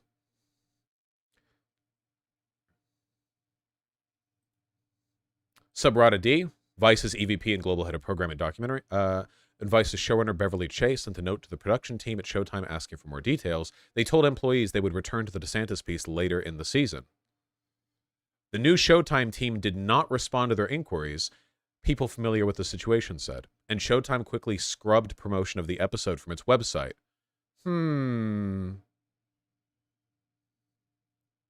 Curious. The Showtime folks broke contact, stopped communicating with the editorial employees at Vice.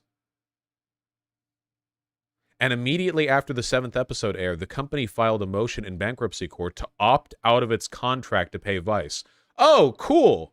So it's not just them pulling the episode. They're like, yeah, we're pulling the episode and we're not paying you for it. Sorry. Yeah, this is 100% like spite. The executives here are fully ideologically motivated to prevent this from getting out. I cannot imagine a better explanation.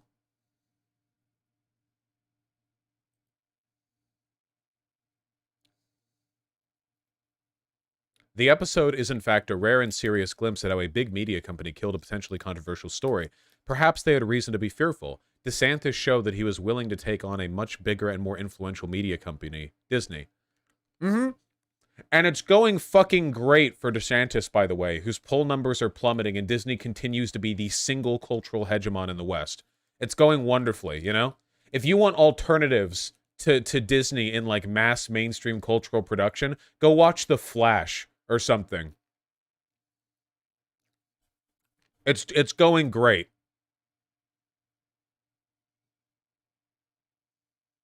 Hungry. Sorry.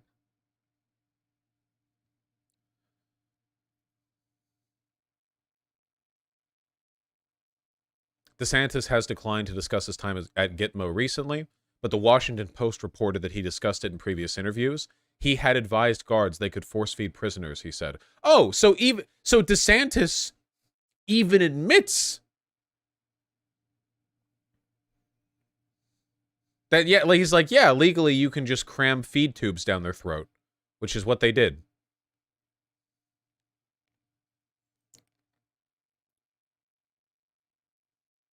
He said in 2018 he learned from the hunger strikes that detainees, quote, are using things like detainee abuse offensively against us. And repeat that one again slower. The Guantanamo Bay torture prisoners are using things like our abuse of them offensively against us.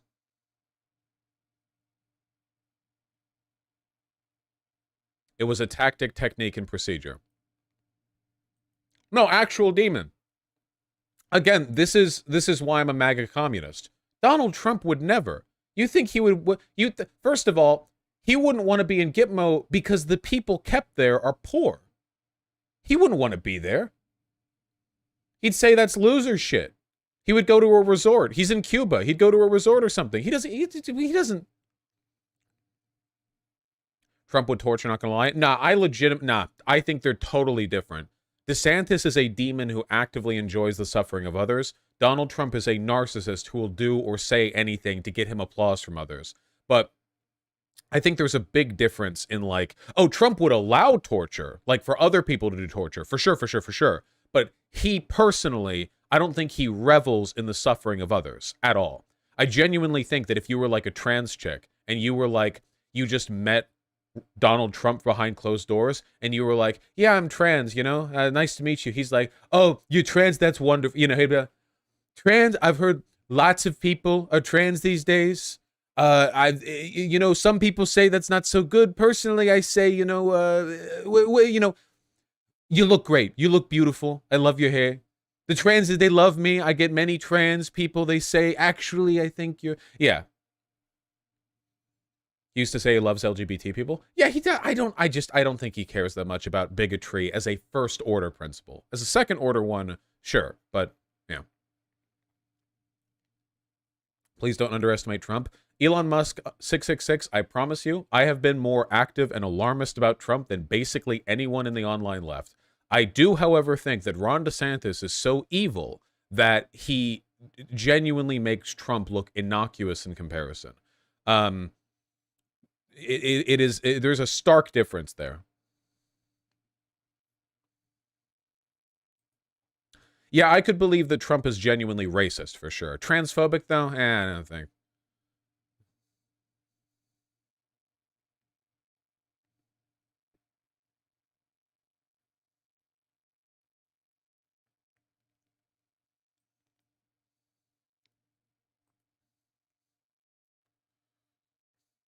Remember when Sean said Trump was a mild president and we were overreacting to how bad he was? Yeah, I do think it's funny how, like, the left has had a schism where I was basically one of the only prominent lefties online who was fully committed to the Republicans can never win again line. And everyone who wasn't on that line was split either between full-on, like, I am a complete joke, politically ineffective, anti-electoralism, and people who were like, oh yeah, well, Trump's bad, but, like, I'm not hysterical about it like a liberal would be, which is the camp that Sean fit into, you know. Because he was like, yeah, Trump is bad, but did you know that other presidents are also bad, liberal? Thank you for the reminder. Thank you.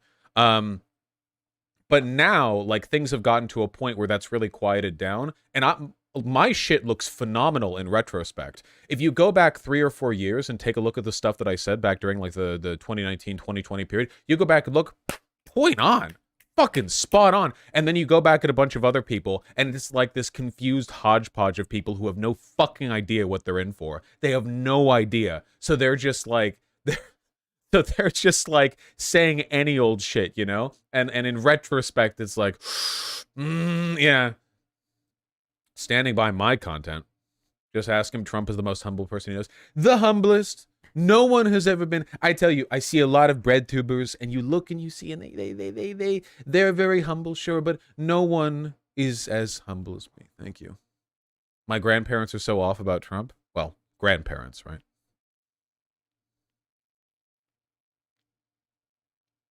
My stream. Okay.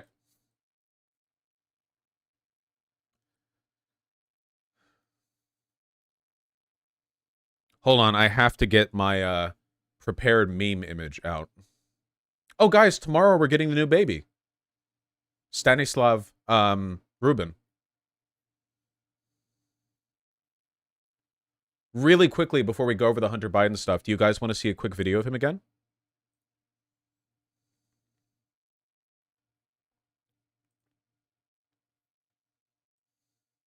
Here, let me scroll up in my chat with Vermin. They're the one who sent me the.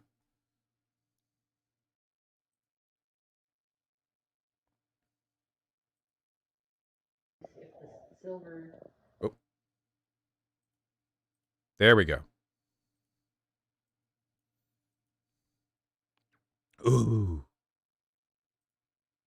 Ooh.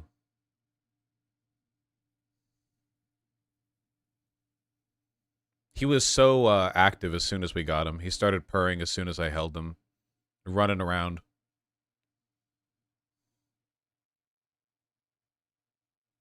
Wrinkly little chicken. Does this one have brain damage? This one has the normal amount of cat brain damage, but is otherwise uninjured. He is not deaf like the Nil was. Doesn't have balance issues. In fact, was pretty acrobatic for a little guy.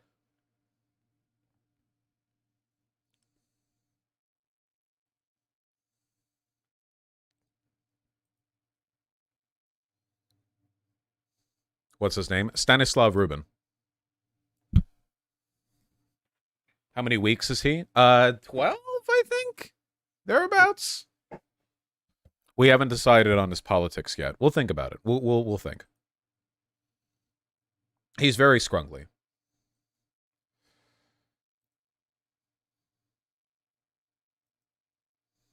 He looks like a blonde Danil. They're related.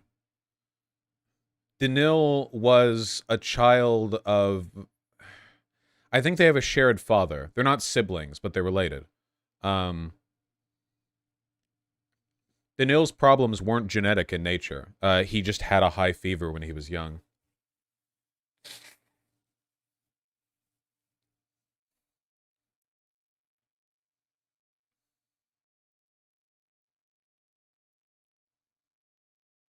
We'll consider. Okay, hold on.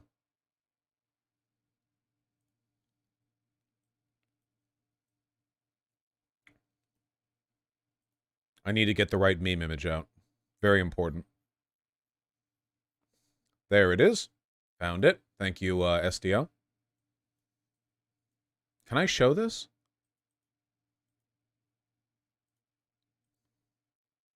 Okay. So, as we all know, the current political strategy of the Conservative Party in America is to defeat the Democrats once and for all by pointing out that Hunter Biden has a girthy 9-incher. That is what they're banking on to win. If they get more cock and they show it off more often, they think they can take Biden down in the general. But I didn't know how far they were willing to go. The other day, Marjorie Taylor Greene showed Biden nudes on the Congress floor. I can't show you guys what she showed Congress because of YouTube's TOS.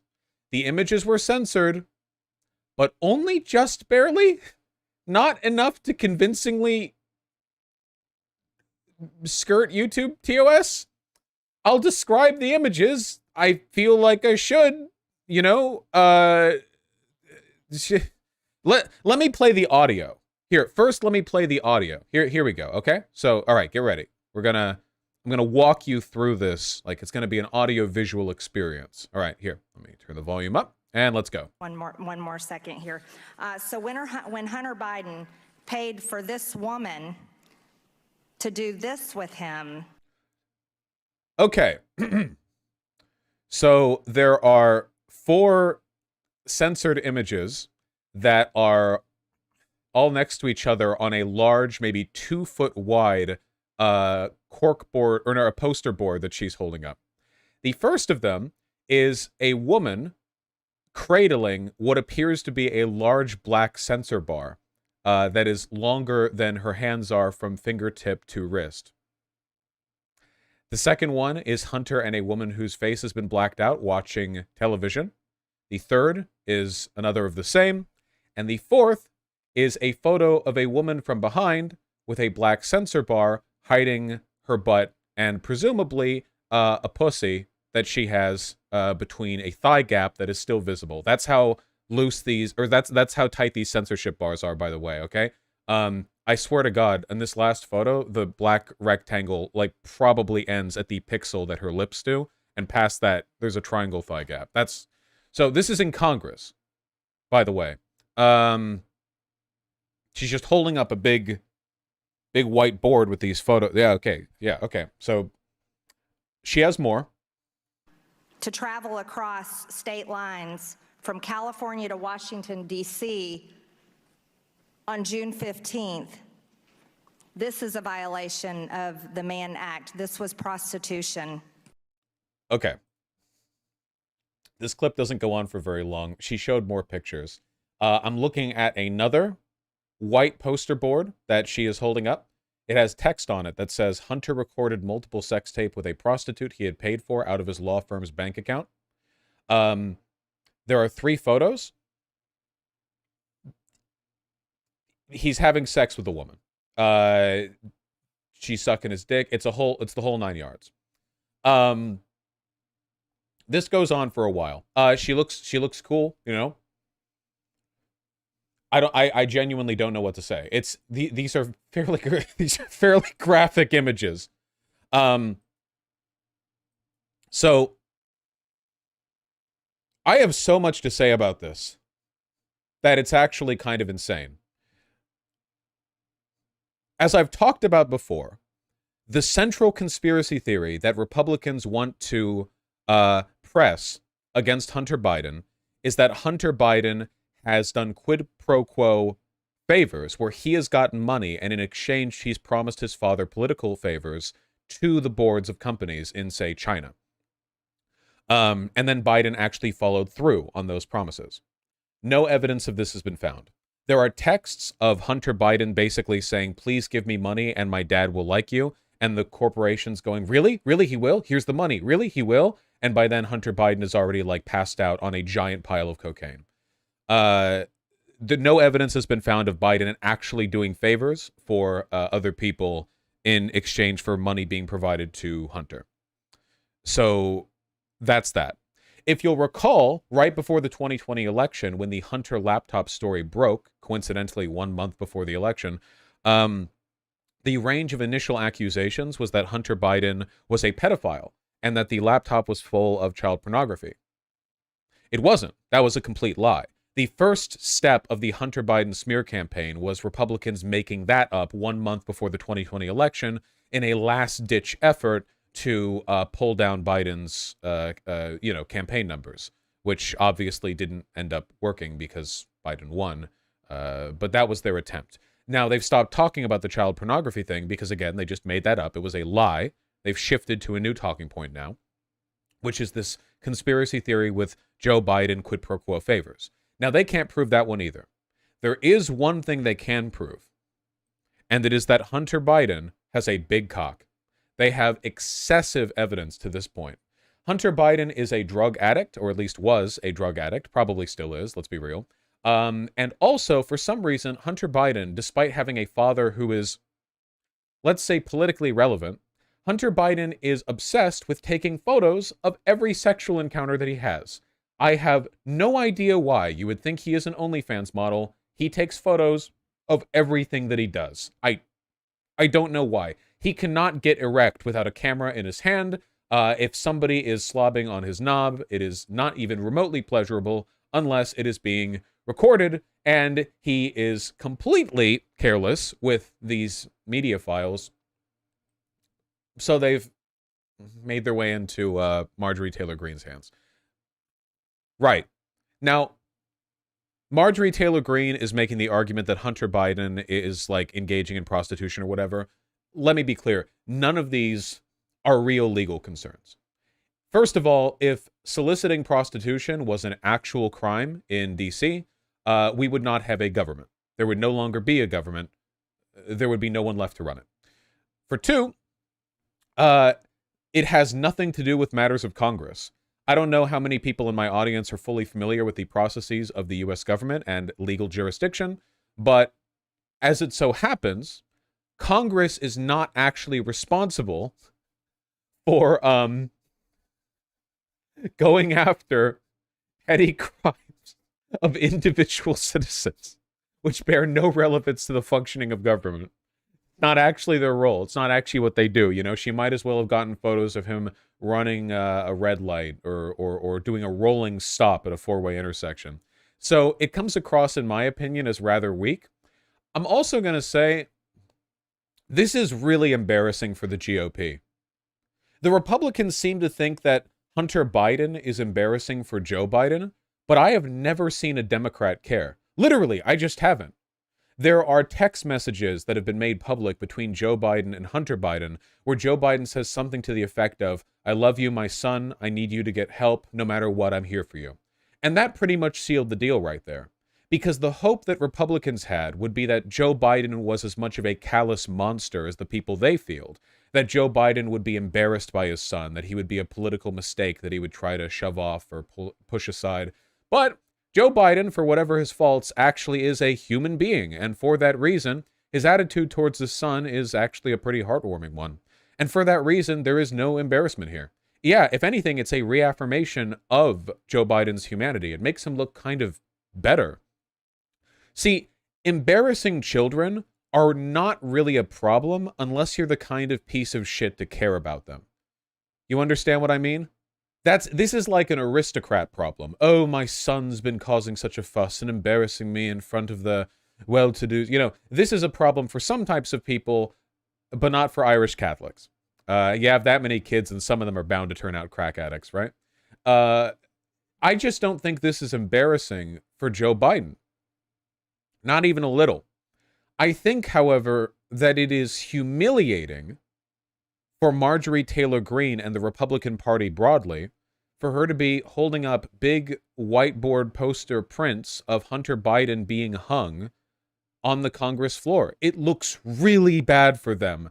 I understand that, like, civility politics basically don't exist in the country anymore, but there's a pretty big gap between Donald Trump openly insulting everyone who disagrees with him and just holding up, like, pornography of your political opposition on a poster board.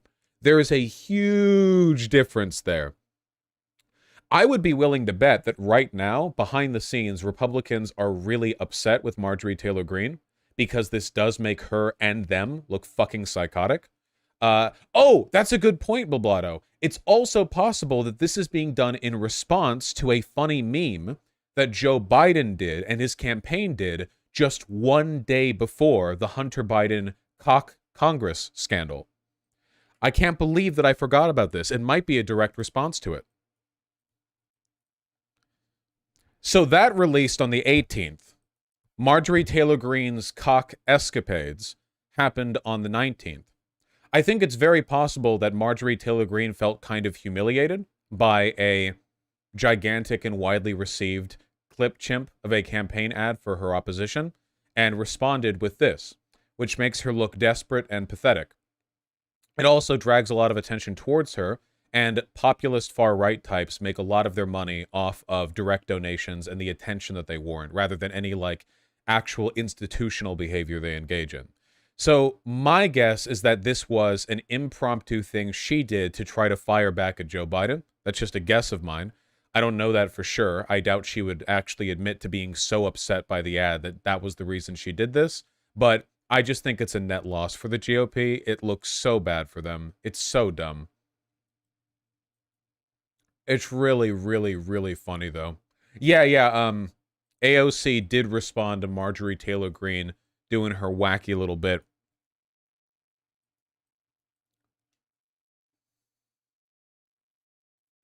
Today also marked a new low when pornographic images were paraded in this hearing room.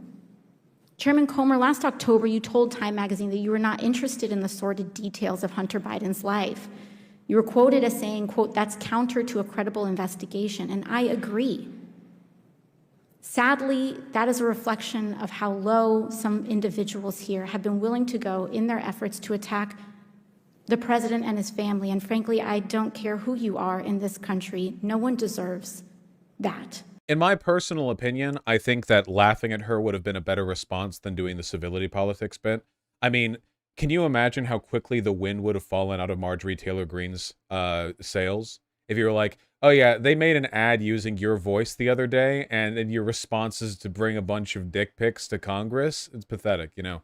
But whatever. AOC has big doe eyes, so it, you know, she plays to her strengths. Now, as people in chat have pointed out, this isn't just porn, it's revenge porn, you know, not consensually leaked nudes. And additionally, I don't know if you're aware of this, but anyone can just watch C-SPAN and look at Congress, adult or child, and it's actually a little bit weird for the party that seems to be so concerned with exposing youth to sexually explicit material that Marjorie Taylor Greene would show barely censored pornography on C-SPAN, a non-age gated channel, you know, to be entered into the halls of congressional archives. It's actually very strange.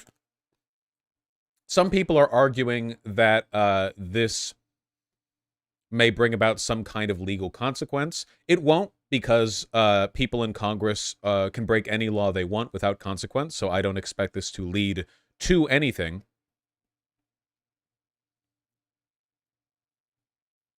May have violated DC revenge porn law.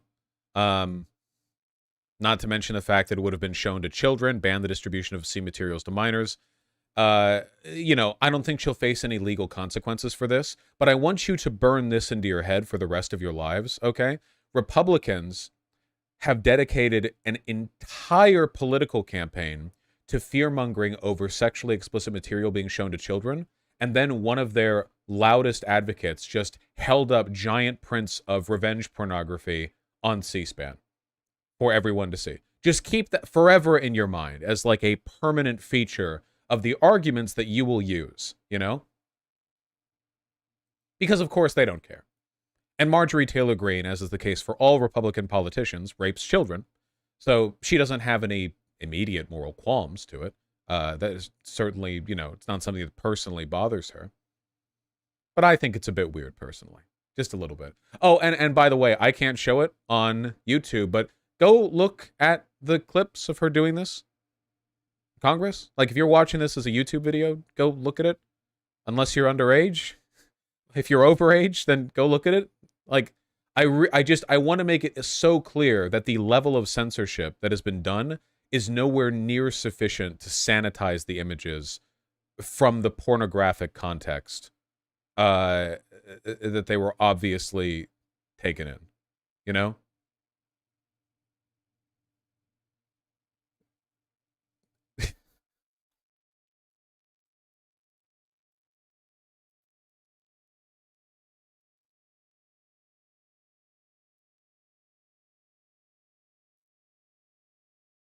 Has Biden responded? He won't.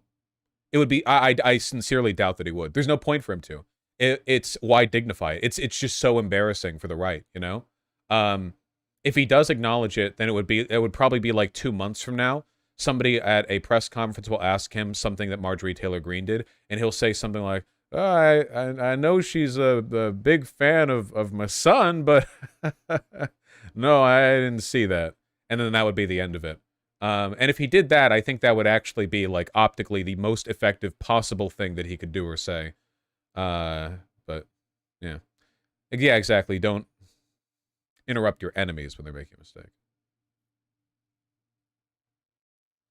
For all of Biden's faults, I can see a good man. Oh, I've got big problems with Biden's administration. Biden himself is a regular human with regular human emotions. I think that much is obvious. Far more so than Obama. Obama is like this freaky sociopath jock who, like, when I like Obama, I reminds me of like fucking Dennis from It's Always Sunny or something, where he has this like Patrick Bateman cool thing going on, but you know for a fact that sometimes he grips his knuckles and stares in the mirror of his like the White House bathroom, and he's like staring dead-eyed at himself, and he's like, you know, having a internal like momentary mental crisis or something. Just some psycho shit. I don't think Joe Biden does any of that. I never got that impression. No, Obama was a fucking psycho, man. I'm not saying he's stupid, and I'm not saying that he's like malicious necessarily, but he's if Obama was represented fairly in media, like, he would be one of those guys who plays it cool, but the moment something doesn't go his way, he like crushes the glass that he's holding and it like sprays everywhere. Does that make any sense?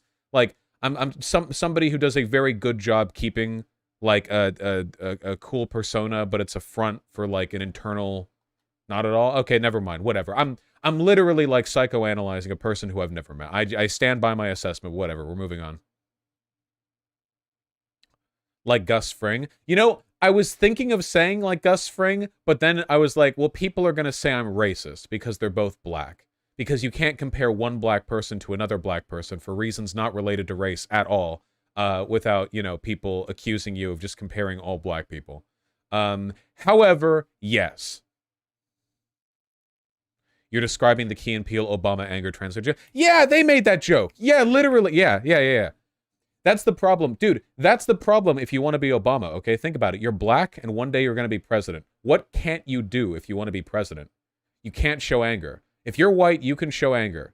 White people show anger all the time.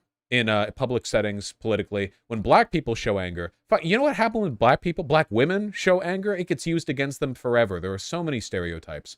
So you gotta bottle that in. A little core right there in your belly, you know? Obama is a product of Chicago politics. Chicago politics weeds out the non-sociopaths. Oh, sure, you know. The Windy City blows away all the weak-hearted.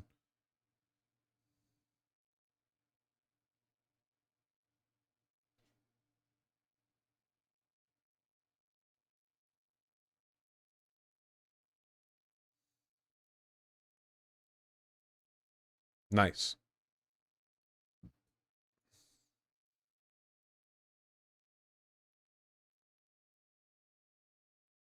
All right. What the fuck is this clip that I have? I amass so many tabs. What is this? Oh, I remember. This was funny as fuck. Time he did a rewind. How cool would that be? Hang on, did you just shift reality?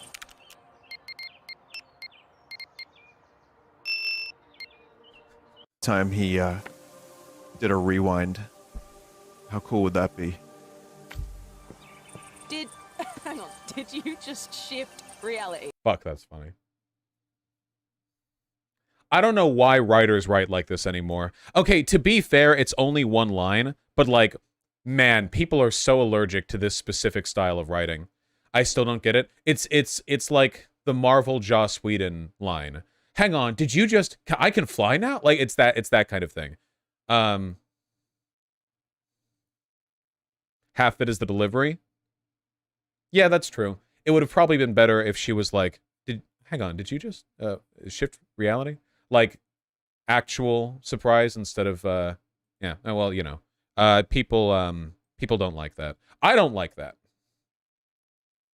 It's the whole being too pretend self-aware crap. Well, people are like really allergic to sincerity, which really fucking bothers me. What's that line where it's like, give me drama, give me death, but by God, follow it up with a joke? Fuck that. People are really allergic to sincerity, so if an emotion gets held for too long without it being broken up by a wisecrack, people get uncomfortable. The problem is that being uncomfortable is a legitimate and valid emotional experience in some contexts. Like, discomfort is a fine thing in many artistic... Like, that's fine. That's part of the human experience. So, yeah, people always, like, break that up with wisecracks and stuff. It's frustrating because you can write in jokes in dark moments or in serious moments without it breaking the tone like that, but yeah, you have to be careful with it. Vosh, yep, Across the Spider-Verse was fine with having uncomfortable moments. Oh, yeah. So, no spoilers. In fact, at the end of Across the Spider-Verse, in a scene that I'm not going to describe even remotely, for those of you who have watched it, you'll remember the last few minutes of Across the Spider-Verse is completely tonally consistent from beginning to end with no breakup at all. No joke or little bit that pulls away from the tone that was otherwise consistent. Chat, hypers if you know exactly what I'm referring to.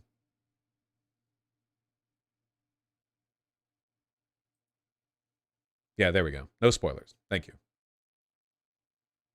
Hey, Demon Mama. Yeah, I gotta watch The Sopranos. I don't even know anything about it. I don't even know the name of the characters. I want to watch it. Wasn't Sopranos like the intro to prestige television? Didn't it start that whole trend?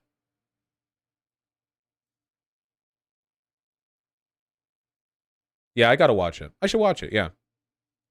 Though weirdly, the older I get, I feel like the less I like sad stuff. I couldn't even watch the 3rd season of The Boys. It's not that I mind stuff that's darker or serious, but there are sometimes it's like I walk away from something and it's like, I don't know, kind of doomer tonally. Maybe it's because I'm fed up with it in my political life, where there are so many problems we have to deal with, and I get really tired of people who are obstacles for their abstemiousness. And when I see stuff that feels like it hits those beats tonally in media, because a lot of The Boys is basically like, you're fucked and there's nothing you can do about it, right? For everything the protagonists in The Boys gain, they lose a bunch more. There's like the obstacles in front of them are so large that it's and it reaffirms that constantly. And that's not bad. That's not bad media at all. I'm not criticizing it. I'm just saying that for me personally, it's something that tends to make me feel negative in a bad way, not in like a, consuming the media, engaging with the material kind of stuff. I mean, isn't that just tragedy stories? Well, tragedy and that kind of sadness are two different things. It would be like it's like the difference between tragedy and defeatism, or tragedy and like pessimism, I think. Yeah, pessimism. That's the thing that I don't care for. Tragedy is fine. Breaking Bad is tragic. It's literally a Greek tragedy. It's formatted and framed in that way. It makes sense when viewed that way. It's plenty sad, but it's not pessimistic. And in fact, I'd argue that it's a fairly optimistic story, if read the right way. I've not watched The Wire. It's on my list. I keep meaning to. I think what you're talking about is a grimdark genre. No. Grimdark is fine, because grimdark, just by way of the term, grimdark is not self-serious. Like 40K is not self-serious. If you're like playing or reading or watching 40K media or whatever, it's all deliberately self-satirical, and that's why it's so over the top. At least most people get that. Some idiots don't, but usually they're conservative, so they're not real people. Yeah, but that doesn't give me like a pessimistic feeling or whatever.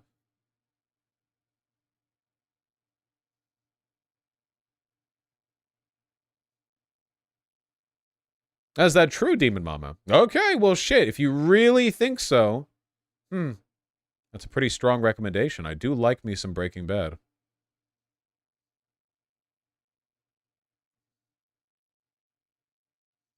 It is Poblado. Yeah, exactly. Arscarva. Yeah, 100%. That's the kind of tragedy that I really, really enjoy. I really like it, and this is why Breaking Bad's my favorite show. Maybe there are other shows that do this better. Again, I don't watch that much television, but one of the things that I really like to see is when all of the things that happen are like dominoes falling. The cool thing about Breaking Bad is that basically everything that happens, good or bad, is a direct consequence of something that's been established before.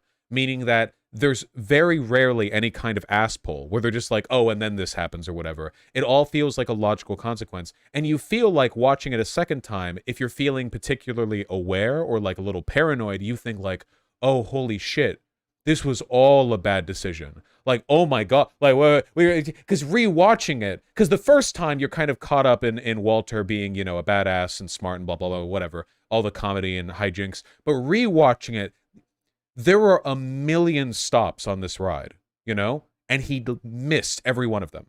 Every single time. Every time he missed them.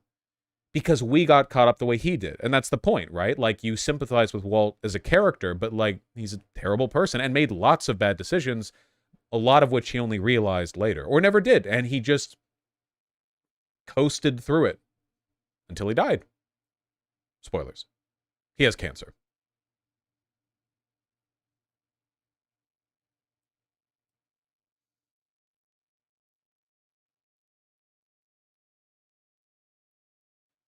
It's also why Berserk has to have a happy ending.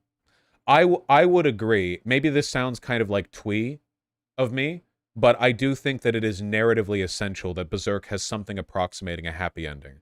Maybe not like conventionally happy, but it has to be some kind of happy or uplifting. I don't know what the point of the story would be otherwise. Characters suffering for no reason is like baby shit. Wow, welcome to fucking middle school. Here's your AO3 account. People suffering for no reason? Wow. I think it takes real artistry to make suffering meaningful. And I think in the best media where people suffer, it's either there's something to learn from it, or it's because of mistakes they made. There's something you can look at and engage with more than just sympathizing with the suffering or laughing at it if they're a bad character, whatever else. Like, there's more to it than that. There's something of substance there. And I think when it comes to Berserk, a lot of the suffering that Guts has gone through is horrible in a cathartic way, in the sense that it's just emotionally gratifying to see experiences of that severity being had by a character.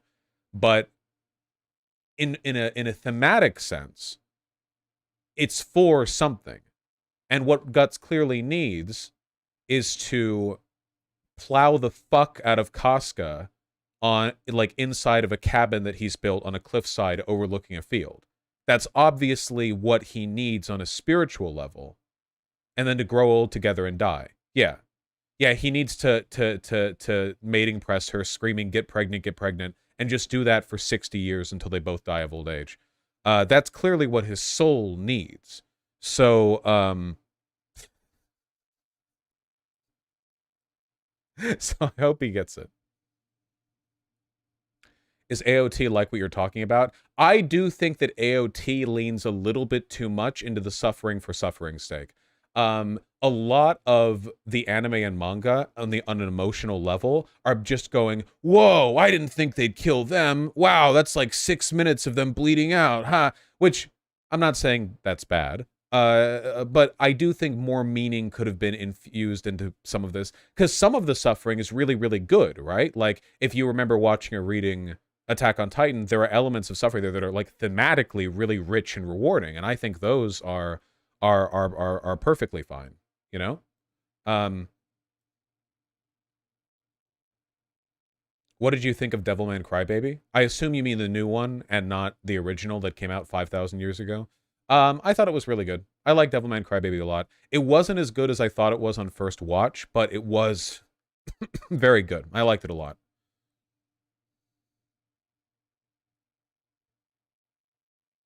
I do think it gets better in that respect, 7X, but I understand what you mean.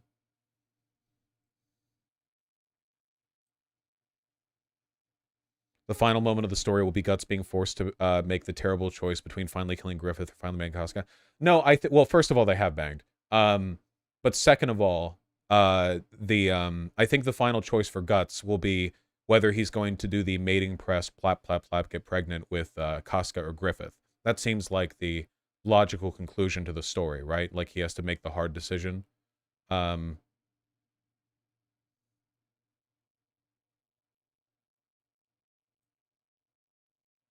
not both? Well, Griffith raped Casca, so, you know, maybe she's still mad about that. I would be, personally. Also, he killed like 1 billion people. That's also bad, I think.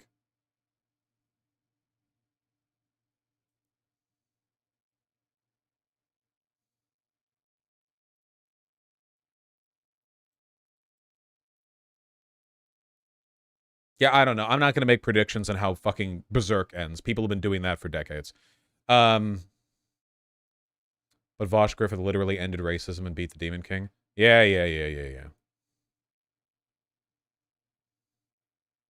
I disagree, Vosh. Let's not forget there are other gods standing. He has to kill them all. Guts?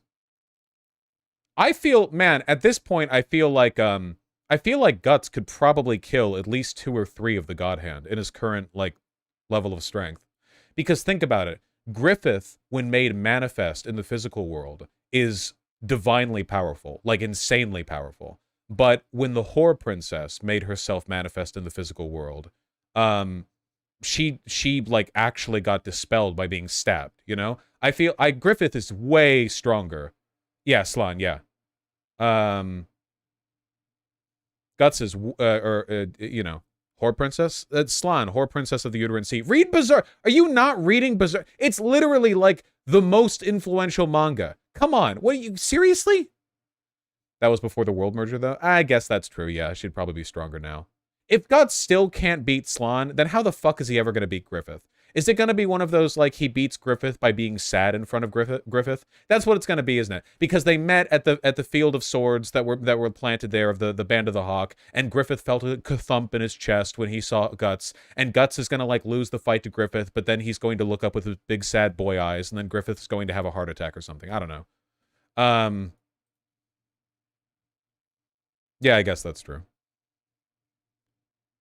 Do I have to buy all the volumes of Berserk? I'm sure there's like an online service you can read them through, like a subscription thing.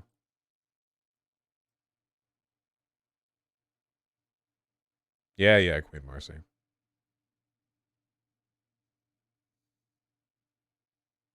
Do Guts and Griffith have any kind of romantic feelings for each other in the story?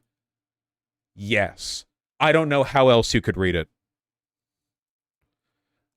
That's something people argue over, but I think there's basically an objective answer. It's really, really difficult to not think that.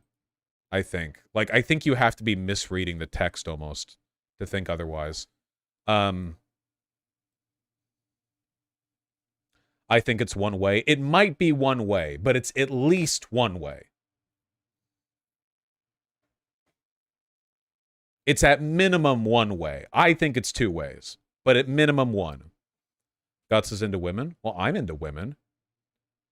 People into women would bang Griffith, okay? What are you talking about? What, like, that's an impediment? Jesus. Oh, sorry, fucking Griffith, demon lord, ruler of the world, blah, blah, blah, blah, blah. I can't bang you. I'm into women. You know, I just, the way you look, you're just not selling me on the, you know, you're just too masculine.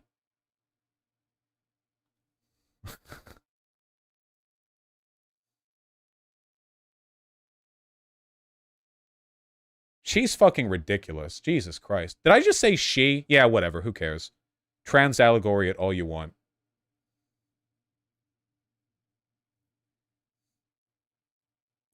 Okay, I don't believe in biological pronouns for anyone except Griffith, okay? If it's the hair, all right? If your hair looks like that, you're a she-her to me. Sorry.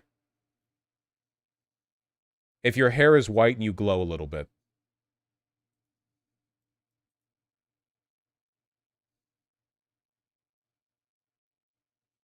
Guts will end up getting cucked by Griffith?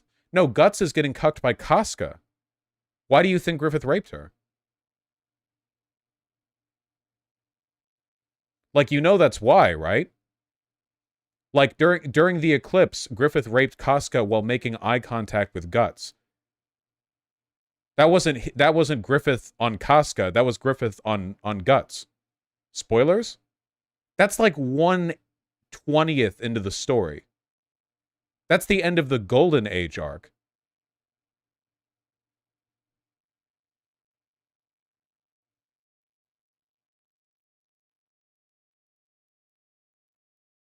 It's 30 years old, and that's the end of the Golden Age arc. Everyone knows about the eclipse. Can we not even talk about the eclipse? No, it's not. It's like chapter 90. It's the eclipse! The Berserk is like the most influential manga, and the eclipse is the most well-known part of that manga. Ugh. Okay.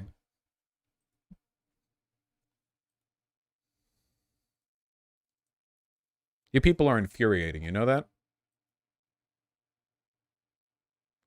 Here, I'm gonna spoil you even more.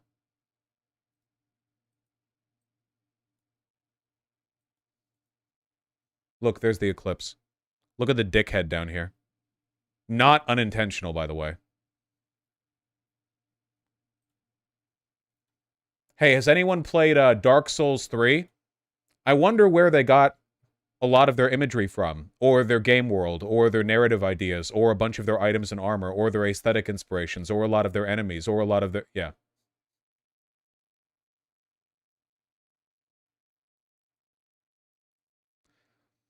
Everyone ripped off Berserk, it's wild. Because it's the most influential... Yeah.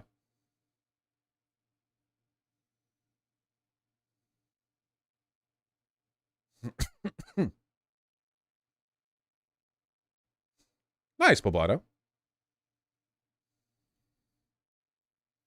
All right, everyone. We're done with this section now, okay? However, it's time.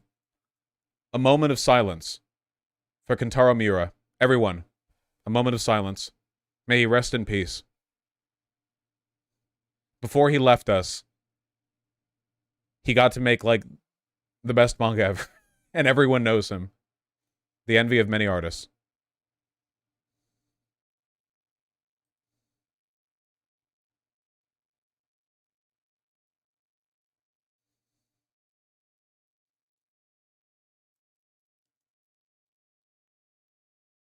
Not knowing who Miura is. Jesus Christ. Moment of silence for this dead man. Who? Who? Who? Just join. Join in the Praga. Or die. Or die. That line delivery fucking lives in my head rent-free, man. It's unironically funnier than the think mark from Invincible when he's you want to enslave all the humans. No, we want to show them how much better they are. Or die. And he doesn't even wait for a follow-up. Like he knows what he's going to ask next. Okay, stop politics. We're moving on. Jesus Christ, you people distract the fuck out of me.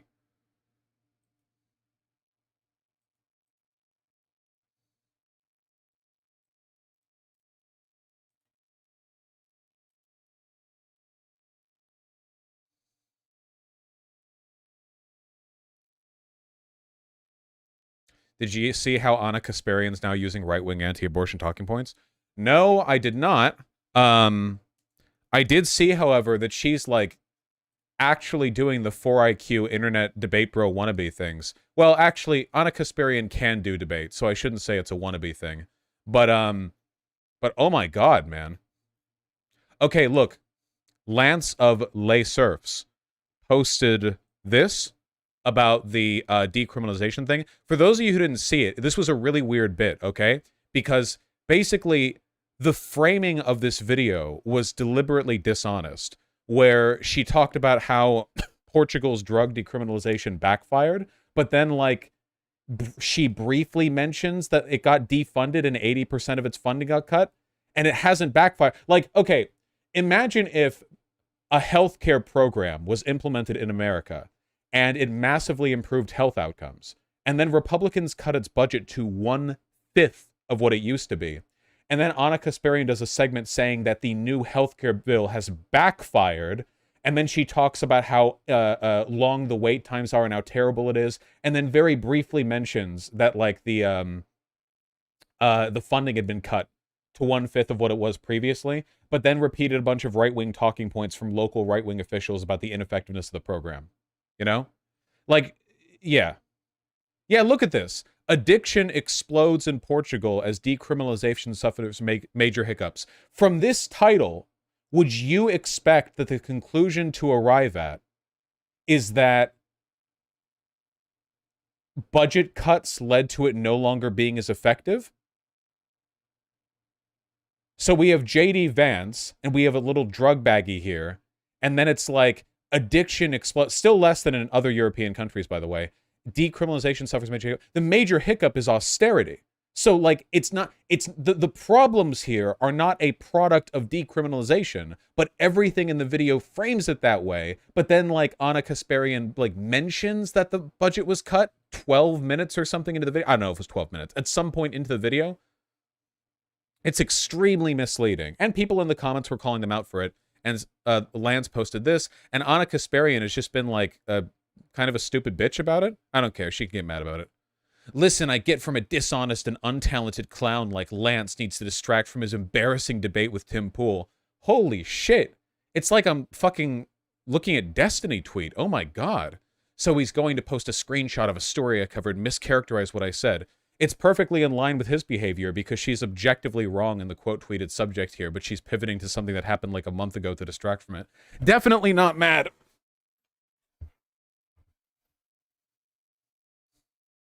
And then she says here, the whole point of the video was how Portugal's decriminalization policies were a success until the government cut funding for rehab/outsource work to nonprofits. So this right here is just wrong. The title, the thumb, and about 80% of the video weren't about funding or austerity or anything. Like, at all. You can watch the video, you know? She's making it seem as though if you watch the whole video, you'll understand that this is a mischaracterization of her perspective, but it's not. Her perspective is just deliberately confusing and unclear, where she will adopt a bunch of right-wing talking points and fear-mongering tactics about decriminalization. Fuck, that's hard to say on the fly. But then casually mention the budget stuff. And the funniest thing is that in this, and there's PSA Sitch, are a bunch of blue check marks who are praising her. Which is like the biggest condemnation. It's like vultures circling above you as you track through the desert, you know? PSA Sitch, Lolo K Anna, Fire. Do I know this person? Followed by Think Before You Sleep. Oof. TYT Redemption Arc. Conservative-leaning cultural commentary. So Anna Kasparian is like, I'm not adopting conservative talking points, and all the conservatives are like, yeah, you're not. Haha. Woo! Nobody will win a debate with Tim Pool. Irrelevant boomer GIF posting. A classic. Pronouns, pendejo. How are those sanctuary cities? Oh, this person follows me. That's not good. Complaining about the Tim Pool debate. Boomer posting irrelevant GIF. Attacking the left. Oh, this person's saying she's drifting to the right. That's nice.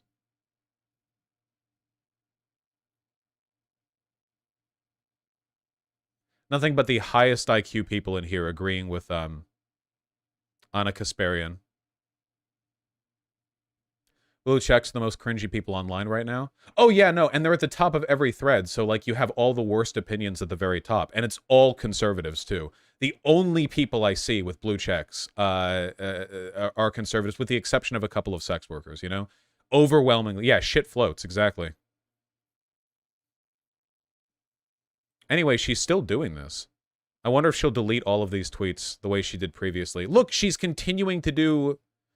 And then she started arguing over, like, Lance's Tim Pool debate, which, like, what the fuck does this have to do with anything?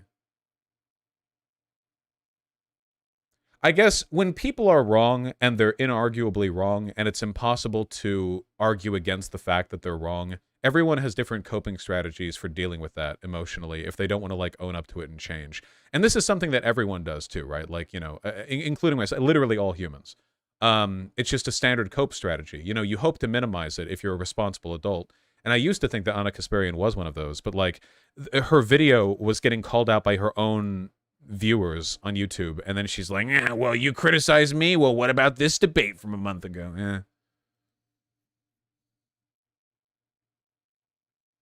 Please watch that Lance clip she posted. She's literally just doing the conservative thing where they fearmonger about late-term abortions, all out of spite towards Lance. Wait, is that the abortion thing that she's whining about? Hold on. Colorado legalized abortion in up to 9 months with no medical reason required. Do you agree with that? I agree with that decision. Okay. Like to see a coherent argument mounted against this?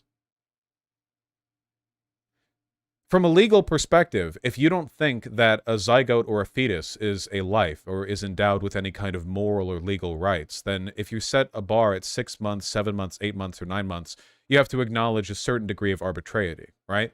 That's why the conservative answer, which is life begins at conception, which is wrong and not even supported in the Bible, is the easy one. It's like, oh yeah, the nanosecond the sperm and the egg make contact with each other, that's now a full legal human being. Psychotic. And nobody believes that, by the way. Otherwise, like, because you can ask a conservative, okay, which would you rather save if a burning building, you know, you could run in and save one of the two, okay? Either a petri dish that has two just fertilized human zygotes that will one day be implanted into a womb, or like a baby. And you can do that as many times as you want. No conservative will say, I'd let the baby roast and burn as it screams behind me while I run out there with a petri dish containing two things too small for me to see. No conservative will do it. Because, of course, this is like, they don't actually believe that. The life begins at conception argument is something they arrive at purely because it's politically convenient and easy to say. But it's not something they actually believe. The Bible doesn't even support it.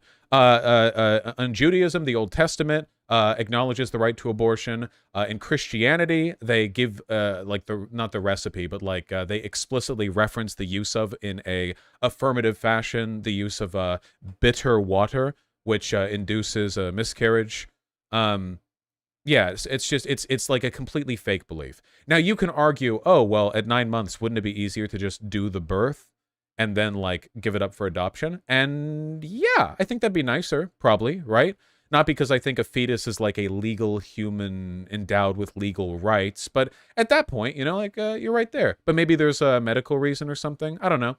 I just don't think it's a big deal in a legal sense, because legal thresholds don't tend to deal very well with the innate ambiguity of something like 6 months versus 6 months, 1 day. Oh, now it's illegal. I just don't really, yeah. Like most arguments pertaining to abortion, I don't care.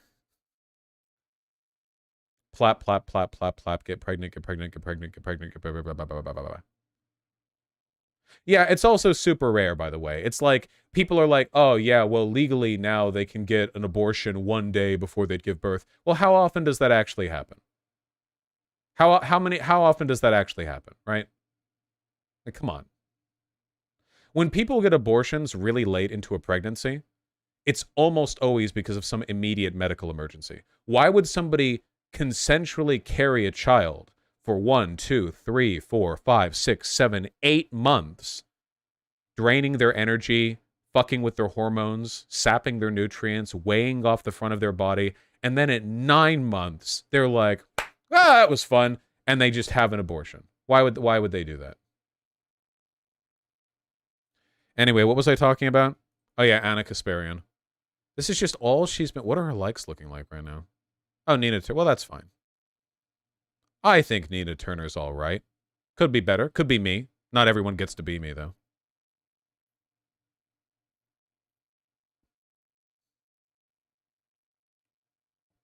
Oh my god. I don't think you're experiencing the current climate we're living in. DEI college director fired for not being, quote, the right kind of black person. What are we... Are we, like, doing the conservative thing of, like, here's one example of one college that did a cringe thing, look at the world we live in now?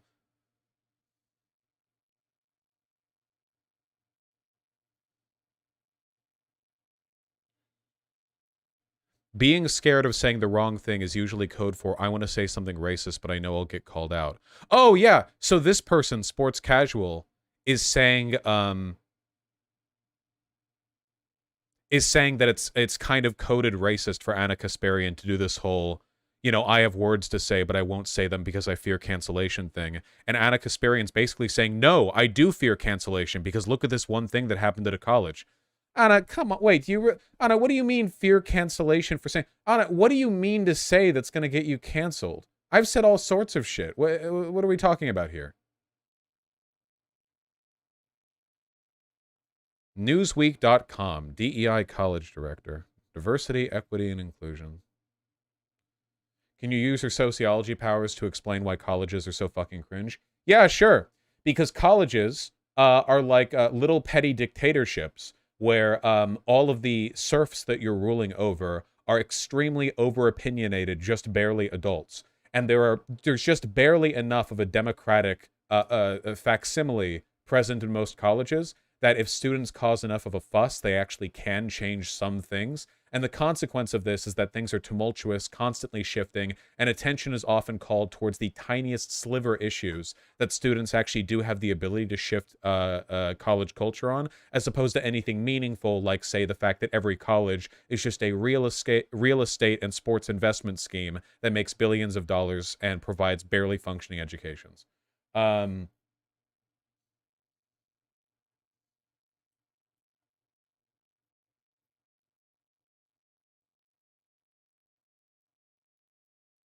So I guess Anna Kasparian is afraid of saying her mind because she's afraid of being fired for being the wrong black person or something.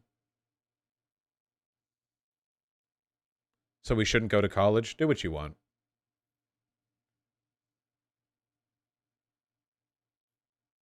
She's desperate to be canceled. Well, she's clearly reveling in it to an extent because it's a very easy way to bait the positive attention of conservatives without actually having to put in any effort, you know? Like, remember her whining about me? Oh, he called me retarded. Fuck, come on. Jesus Christ. Yeah, you can tell from these, like, Destiny tier tweets that Anna Kasparian is extremely civility-pilled and completely opposed to any kind of conflict with people, as she engages with Adam and Sitch, two, like, basement-dwelling retards, you know, palling around with conservatives and arguing with lefties online. She's like, oh, well, he called me a retard, so I won't engage with him. She won't engage with me because she knows she'd get called out for it. Though I will admit that if I had her on for a debate, I would love to do a line item veto of her video on the Portugal decriminalization thing, so I can ask her what exactly she means by backfired when the cause is austerity. I would love to go through that. We could go through like every line. That'd be pretty fun, you know. What a snake. Coward. Coward. She's so civility politics pilled. Lance says, what does this have to do with my criticisms of you? And then she's like, I felt like cooking tonight, Lance. You hungry?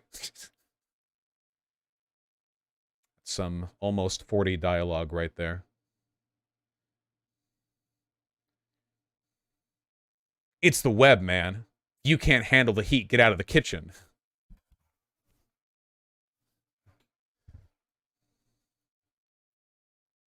Gas leak politics. All right. This isn't even politics. This is just drama. Get it out of here.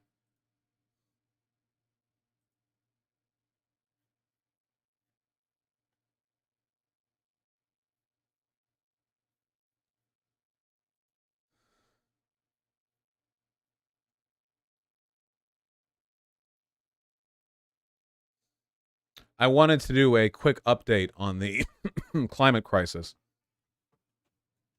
It's something worth paying attention to, you know, on account of it being a big deal and all. The heat wave is continuing in Europe. Temperatures up to 48 degrees Celsius, which is halfway to boiling water. And humans are made of a lot of water. So I think that's bad. I don't think that's good. But apparently northern Italy is getting hailstorms. So that's the future, you know? It's 140 degrees Fahrenheit outside, but then the heat cools down. You walk outside and get beamed by a baseball-sized ice rock. So that's pretty cool. There, I'm freeing you all. Welcome back. More than 110 people have sustained injuries after the northeastern Italian region of Veneto was hit on Thursday by extreme weather, including large hailstones.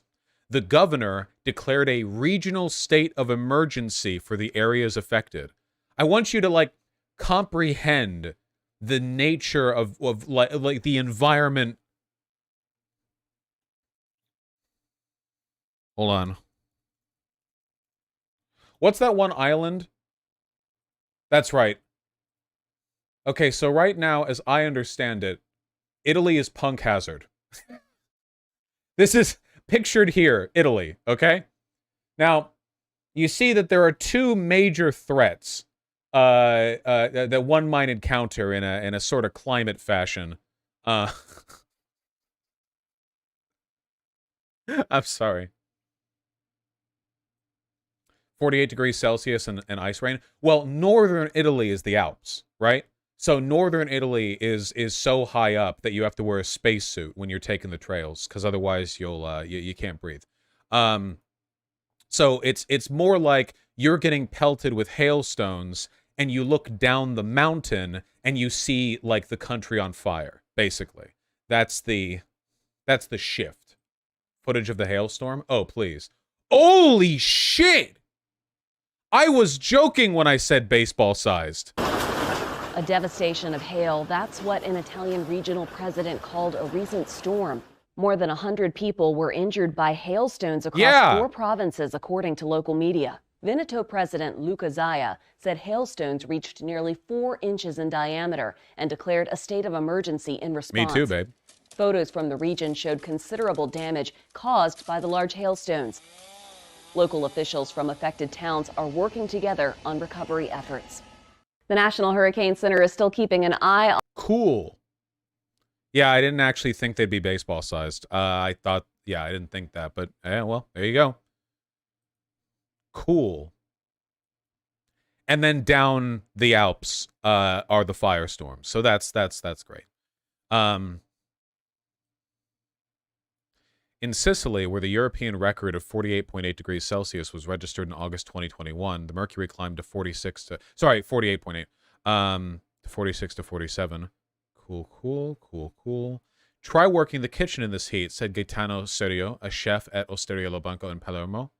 You'd have to think that if it's 44 degrees Celsius outside, in the kitchen it's at least 50. If you are working the kitchen in this heat wave in Italy right now, you are unironically braver than the troops. I'm not joking, okay? Please, God, go in there with every imaginable medical precaution. Like, this is an actual hazard site.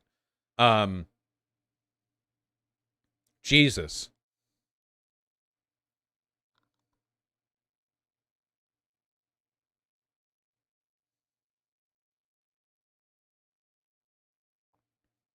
Yeah, you have to get your hazmat suit on.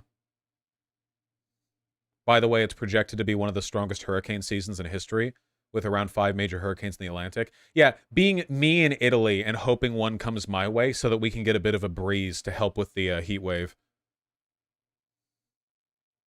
In Greece, the fire service intensified water drops to the west of Athens, where a huge blaze was contained overnight. 7 firefighting planes and 9 helicopters were operating in the area. Wow, that's like all of Greece's GDP right there. Jesus Christ. What operating budget could they possibly have for fire services, including 4 planes sent from Italy and France as part of the EU support mechanism? That's nice.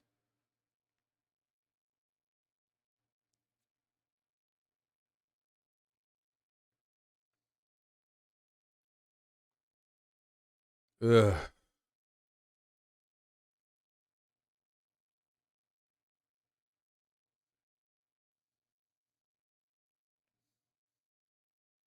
Not hazmat. You need the still suits from Dune. Yeah, I guess so. Sheesh. Long lost Greenland ice core suggests potential for disastrous sea level rise. Oh, really? Recently discovered ice core taken from beneath Greenland's ice sheet decades ago revealed that a large part of the country was ice-free around 400,000 years ago, when temperatures were similar to those the world is approaching now, according to a new report. An alarming finding that could have disastrous implications for sea level rise. Well, Seattle's on a hill, so I'm fine. Good luck, guys.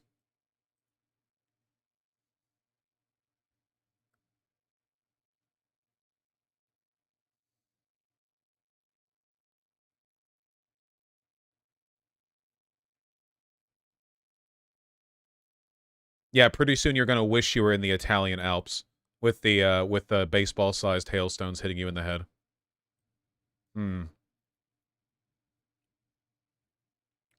I'm in Florida. Am I safe? You know how to swim?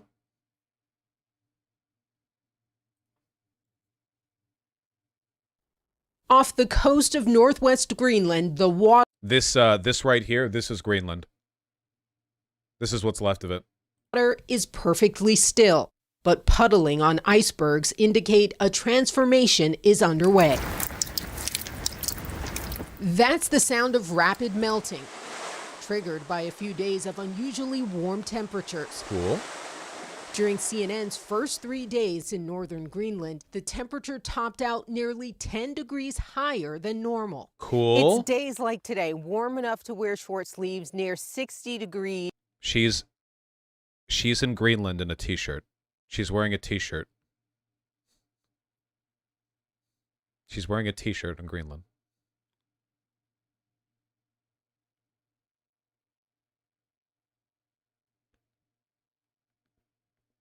Cool. In Greenland. It's a high melt day when it's this unusually warm, and it's also deeply concerning for scientists. It definitely worries me. We are at 67 latitude here on top of the world in North Pole. And we could just yesterday, especially not today, but yesterday we could wander around in our t-shirts. That was not really expected. It's basically at the melting point today, as you can see now. Is this the North Pole? At a research site in northeast Greenland, near melt conditions at an elevation of nearly 9,000. Look at how he's dressed.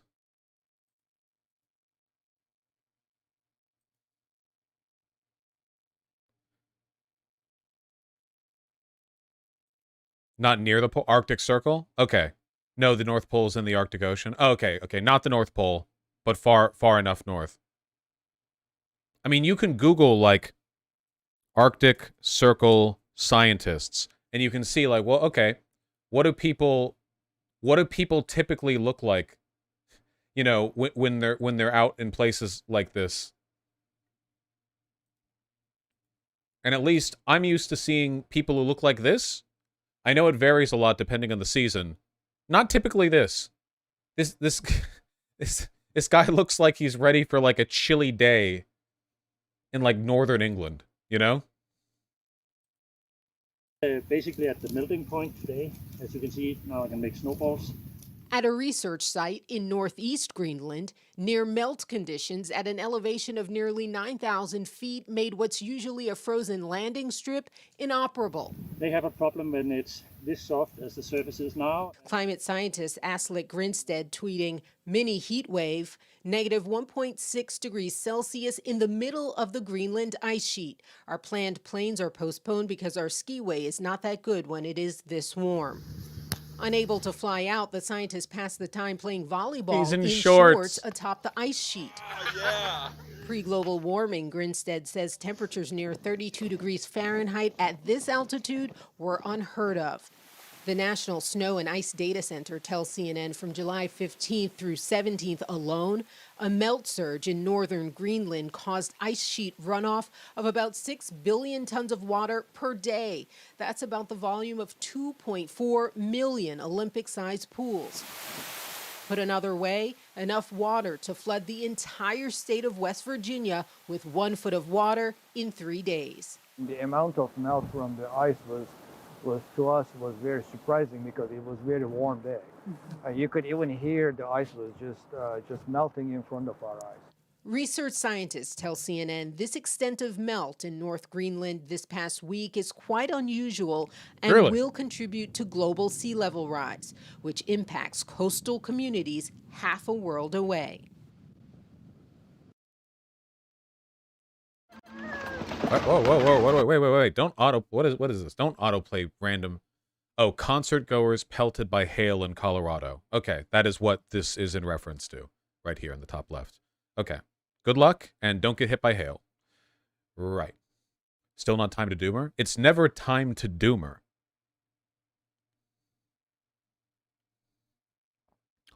It's not good, though. If Greenland's ice sheet were to melt completely, sea levels would rise by about 23 feet. Wow, that would be an apocalypse scenario right there. Whoa, wow. Yeah. There's Florida gone, at least.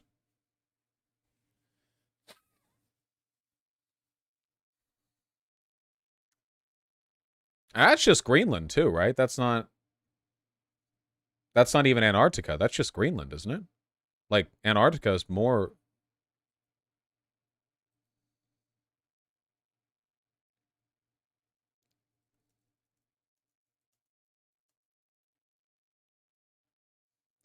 Is there, like, sea level rise maps?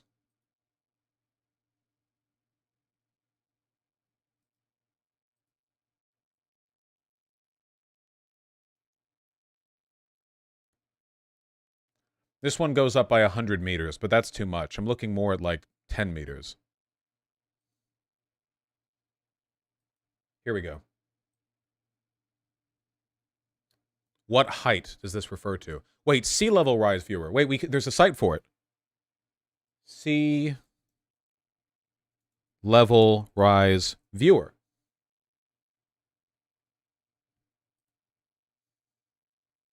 Click to see more detail. Open up the viewer site, then click the Get Started button. What? Just give me the site. I know how computers work. Show me. Here we go. Okay. Now, by what amount? How do you adjust? See, here we go. Okay, here we go. So you raise this. I assume these are like risk areas. Okay. So right now, it's here. Now, if if Greenland all melted, it would be, what did it say, 21 feet? Well, that's 10 feet. Can I go up further? Does it even go that far?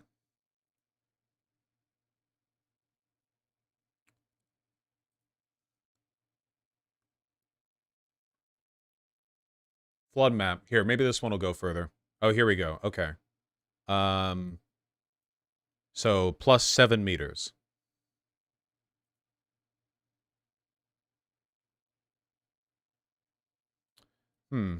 Yeah, some of Florida seems to be missing here. So much for New Orleans, too. Hurricane Katrina did a lot to New Orleans, but it's pretty much donezo there. Miami's gone. New York City? I don't know how much of New York City is, like, low. I know it's on the water, of course, but... Enough of it. Enough of it is low.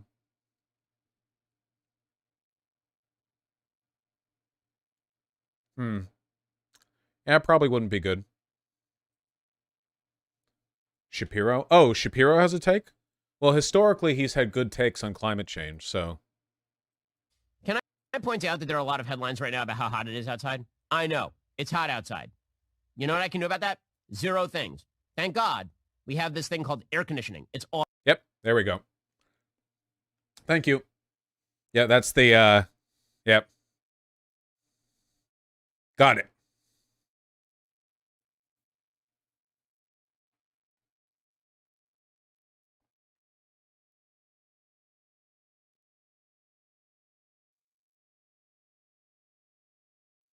Oh, I saw this one. This one was cute. Extreme weather, the climate crisis, and 4 charts. We love our charts here, don't we?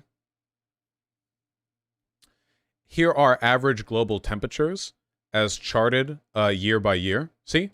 And then the black one is the year that we're currently on. You might notice that it breaks from the pack a little bit.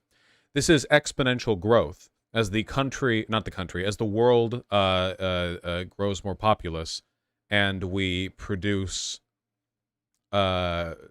more carbon dioxide. The effects of climate change grow and they increase with time.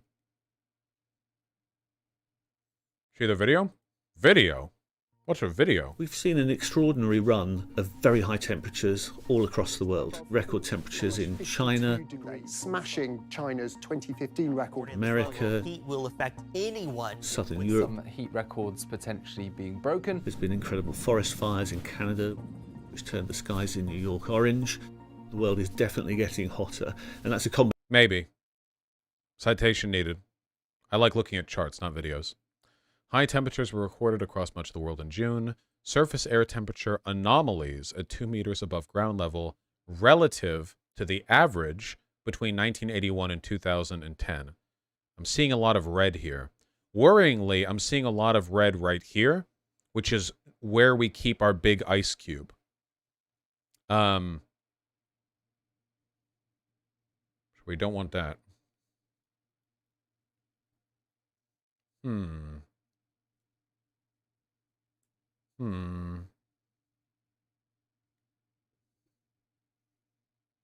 Try and just think if this is good or bad.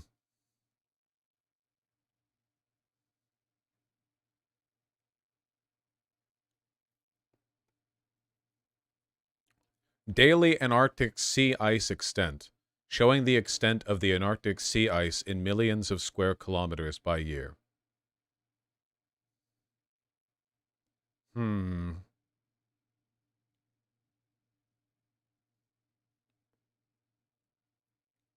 Why is this loop the way that it is? Why would Antarctic sea ice be low here and high here? What is this? I'm not entirely sure if I understand what this is referring to here.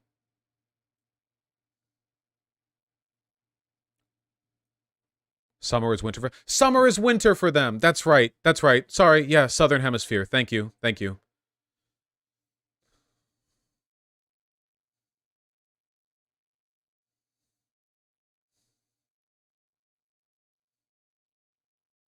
Oh man, yeah, look at that. So that would mean that during their summer earlier this year, the amount of ice they had was literally half what they had in 2008. Look, see, during their summer, the black line down here, this y-axis doesn't start high up. It's at 0. This is 0. So, yeah, it's about half the amount they would have had 15 years ago.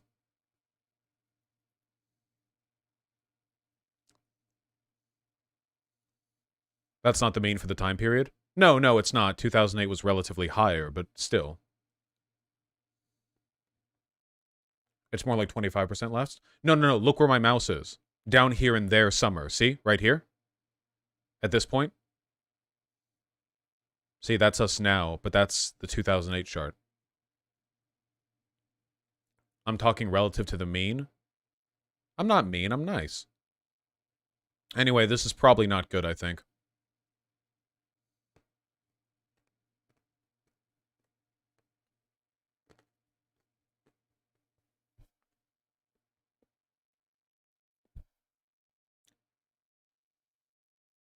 Are we fucked next year? Guys, please don't be doomer, okay? Listen, all right? Think of your favorite autistic fixation, okay? What stories do you like to listen to or read? Did your favorite character give up as soon as they faced down unfathomable odds? No. They learned the secret bloodline technique, Haru Jinkai, which they used to defeat the Demon King, all right?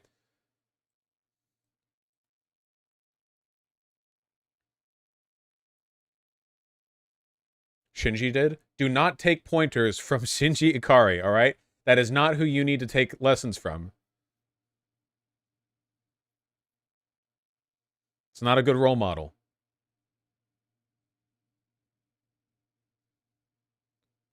Look at the flood map, set it to 1 meter, then look at the Netherlands.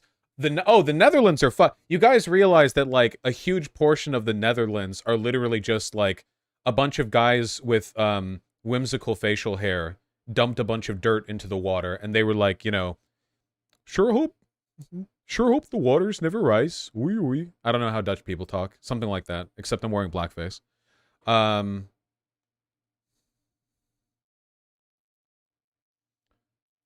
Check this graph and map.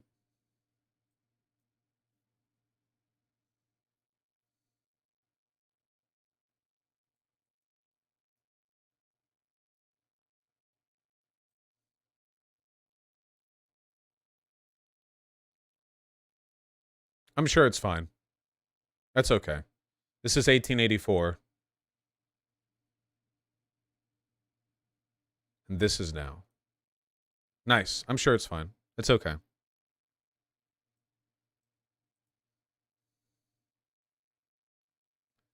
Geoengineering could turn the skies white. Yeah, this is looking more and more like the direction we're going to have to turn, unfortunately.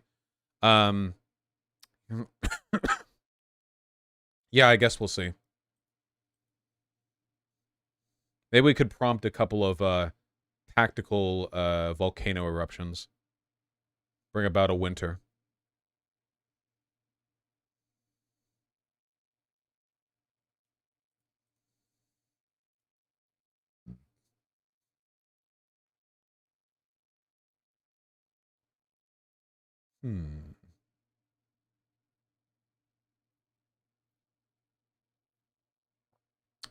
Seems not good.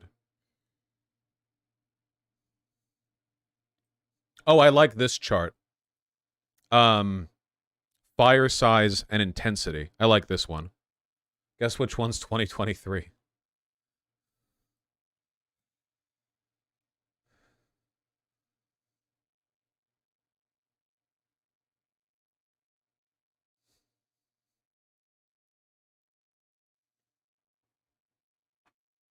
If Yellowstone erupted, it would cause global temps to drop by 3 degrees Celsius.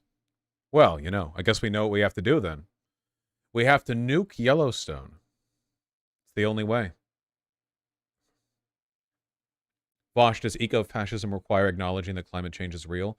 Yeah, there are eco-fascists who do believe in climate change and think the way of addressing it is like mass genocide of the poor. But they're in the minority. Overwhelmingly, fascist movements...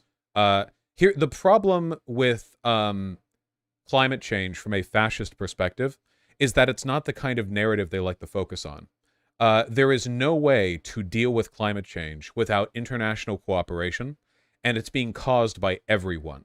And fascists like to blame their problems on external and internal threats to try to radicalize the population and sort of like bring people to a heightened state of conflict and paranoia.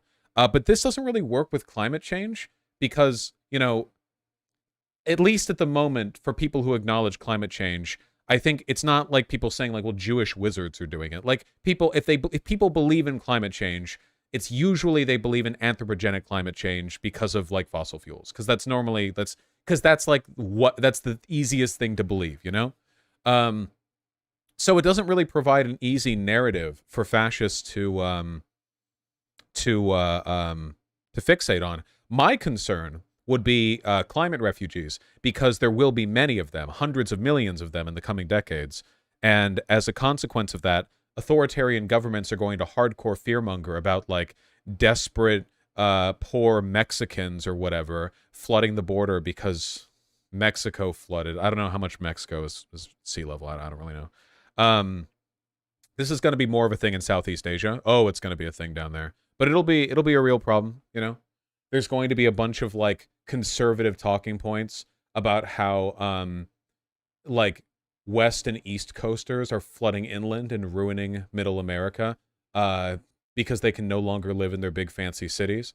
There's going to be a lot like that, you know.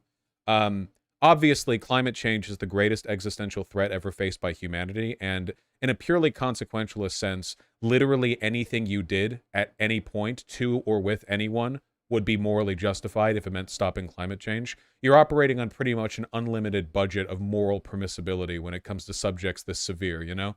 So I really hope that the right people get power and the wrong people don't.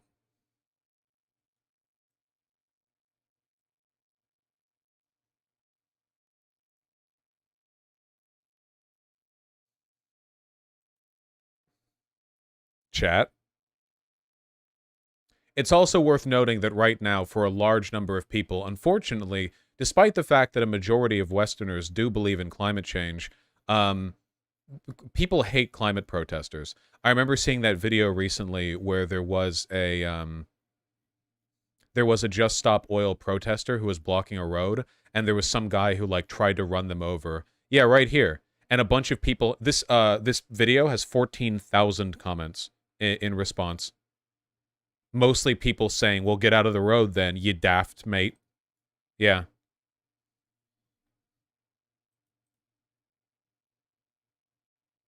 Why is there no sound? Oh, whatever. You get what's happening. We're not missing context. The driver lost his job? Did he? Good. He should be arrested. For this.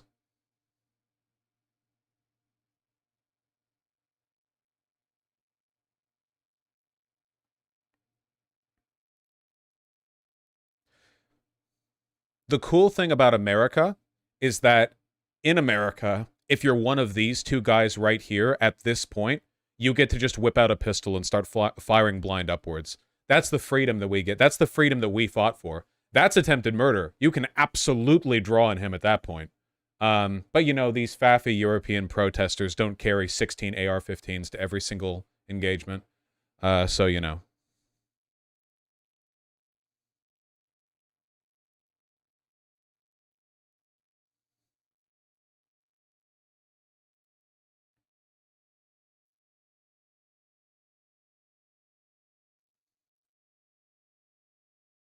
Yeah, please don't take that as legal advice. I don't think in America that's necessarily the case.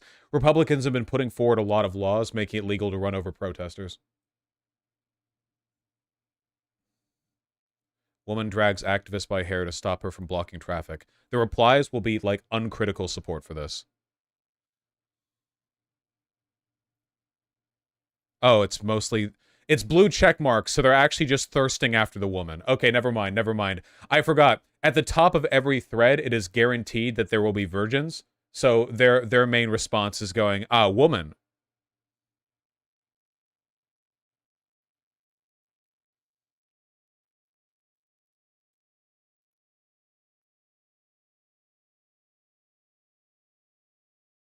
Even on Reddit, where it's pretty lib, they just want to kill the protesters. Yeah, protesters are so inconvenient. It's a good thing that climate change won't be.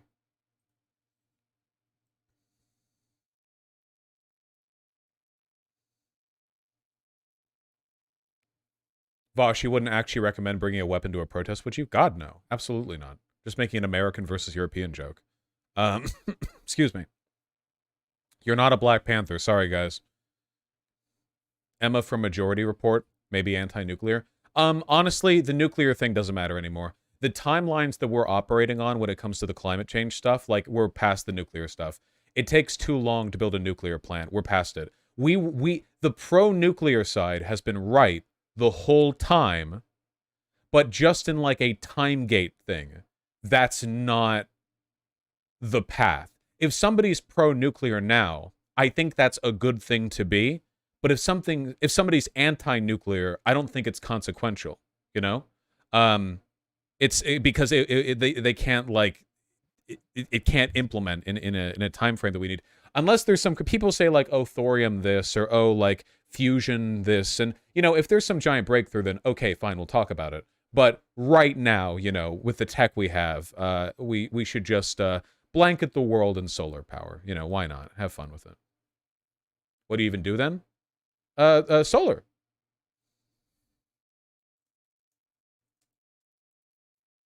This. Look at this. As bad as things have gotten, it's important to remember that, like, there are solutions out there. The cost of solar energy, like, per watt hour, in terms of development, maintenance, construction, blah, blah, blah, the whole 9 yards.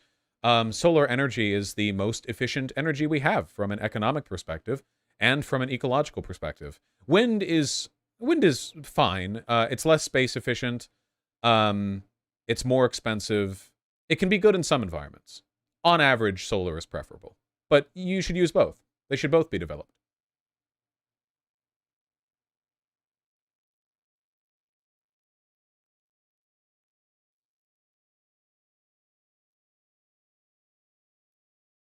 Wind is improving a lot. I'm fully in support of both being used robustly. Keep in mind this chart stops in 2019 too, but if you think that this point on the left of the chart is 2010 and this point on the right of the chart is 2019, that would mean that if you continue this trend, 4 more years have passed, and solar is now cheaper than it was here in this graph. And that's nice.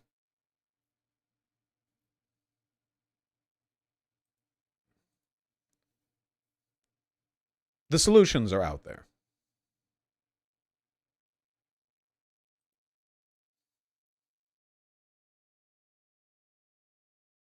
I'm getting anti-solar ads in Florida. I'm not surprised.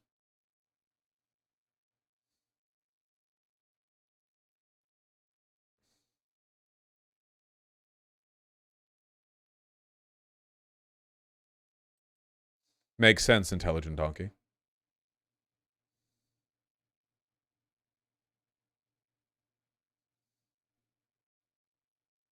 We're probably going to have to do that geoengineering thing. Are you guys ready for tiny little mirror particles to be spread in the sky to reflect the sunlight so that the global temperature cools? Could be done pretty cheaply.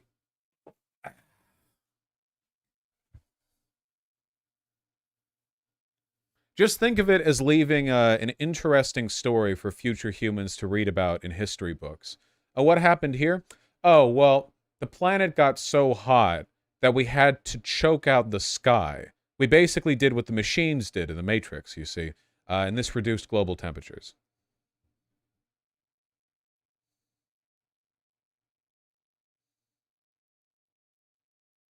Vosh, if they take the sky from me, then I will do things. In reality, geoengineering... Oh, yeah, sorry, we did that in the Matrix, my bad. Geoengineering cloud air stuff wouldn't, like, literally mean a 24/7 storm.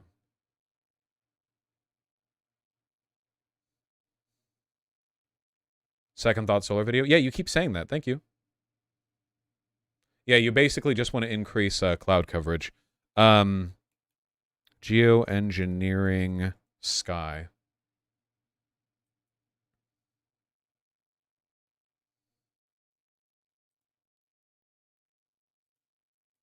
We're already geoengineering. This specific technique is basically you increase cloud cover and you try to scatter more light. Here we go. Blocking just 2% of sunlight that would normally reach the Earth, the scenario depicted in the study, would probably be enough to create measurable drops in energy created by concentrated solar systems which rely on direct sunlight. Wait, that's a bad thing. We want solar thermal power systems.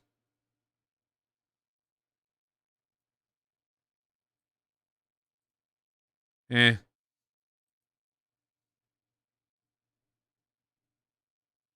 When will the government start funding these geoengineering projects? Hey, the good thing is they're not that expensive.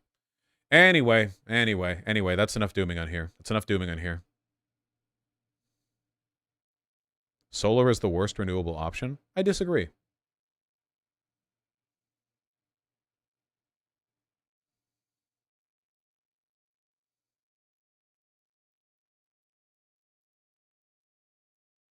What about geothermal or hydro?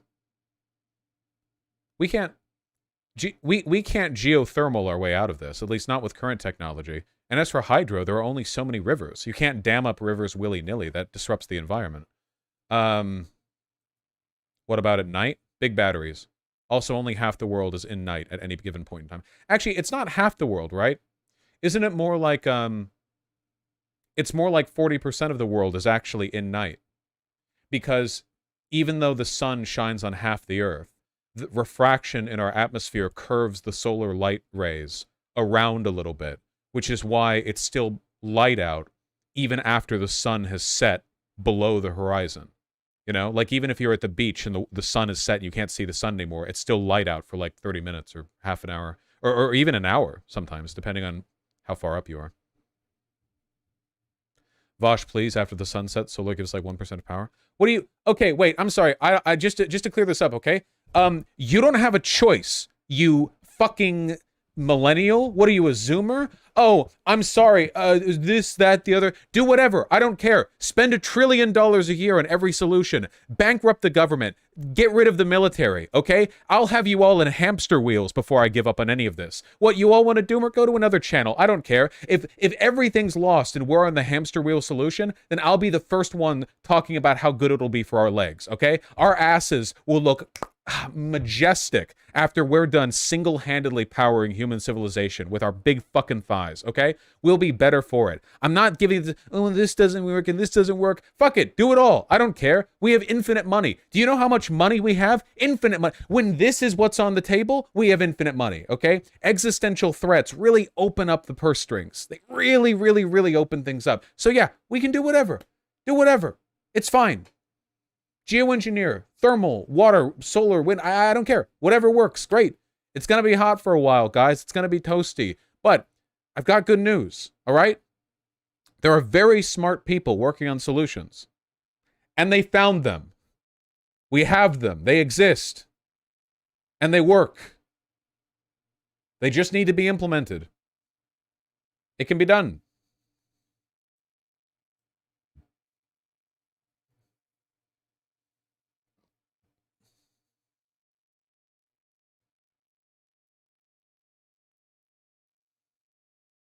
All right, good hustle, team.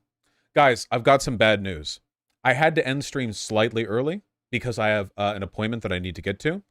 I thought I would have more time. But I have to use the restroom before I leave for the appointment.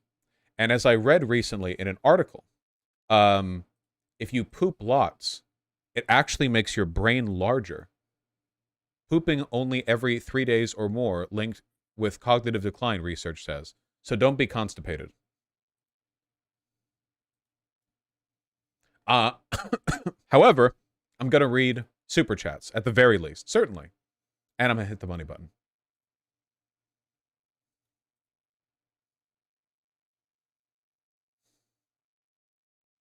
Alice Payne, thank you for the $5. Yeah, as a musician, you would need high-fidelity audio. Ryan Nowicki, thank you for the $5. I would rather fight 100 duck-sized horses than one horse-sized duck. Alice Payne, thanks for the $2. It's fine if you want better. BokiFan101, thanks for the $2. Have you heard of the pyrocynical situation? It's bad. Oh God, another one? What other kink is he into? What happened this time? Is it something new, or did you just find out about years-old drama? Yeah. Sam is not real. Thank you for the £5. Really appreciate that. Yeah. Morgan Drury, thank you for the $5. Yeah, seriously. Every president's son should have a long dong. Carson Harvey, thank you for the 5. Socialist Steve, thank you for the 5 likewise. I'm an Atlanta resident, and I recently had to call 911. Was on hold for 18 minutes before I hung up. Thankfully, this wasn't a life-threatening moment. Atlanta Police Department budget. Oh, okay. That's why. The budget for your police department is only $300 million.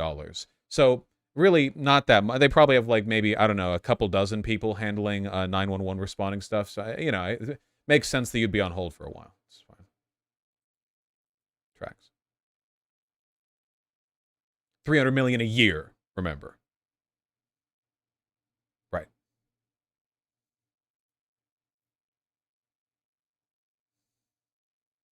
I've heard about that, Funaku. That's interesting.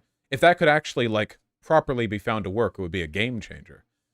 You wouldn't have to worry so much about the placement of solar panels because it's always sunny somewhere.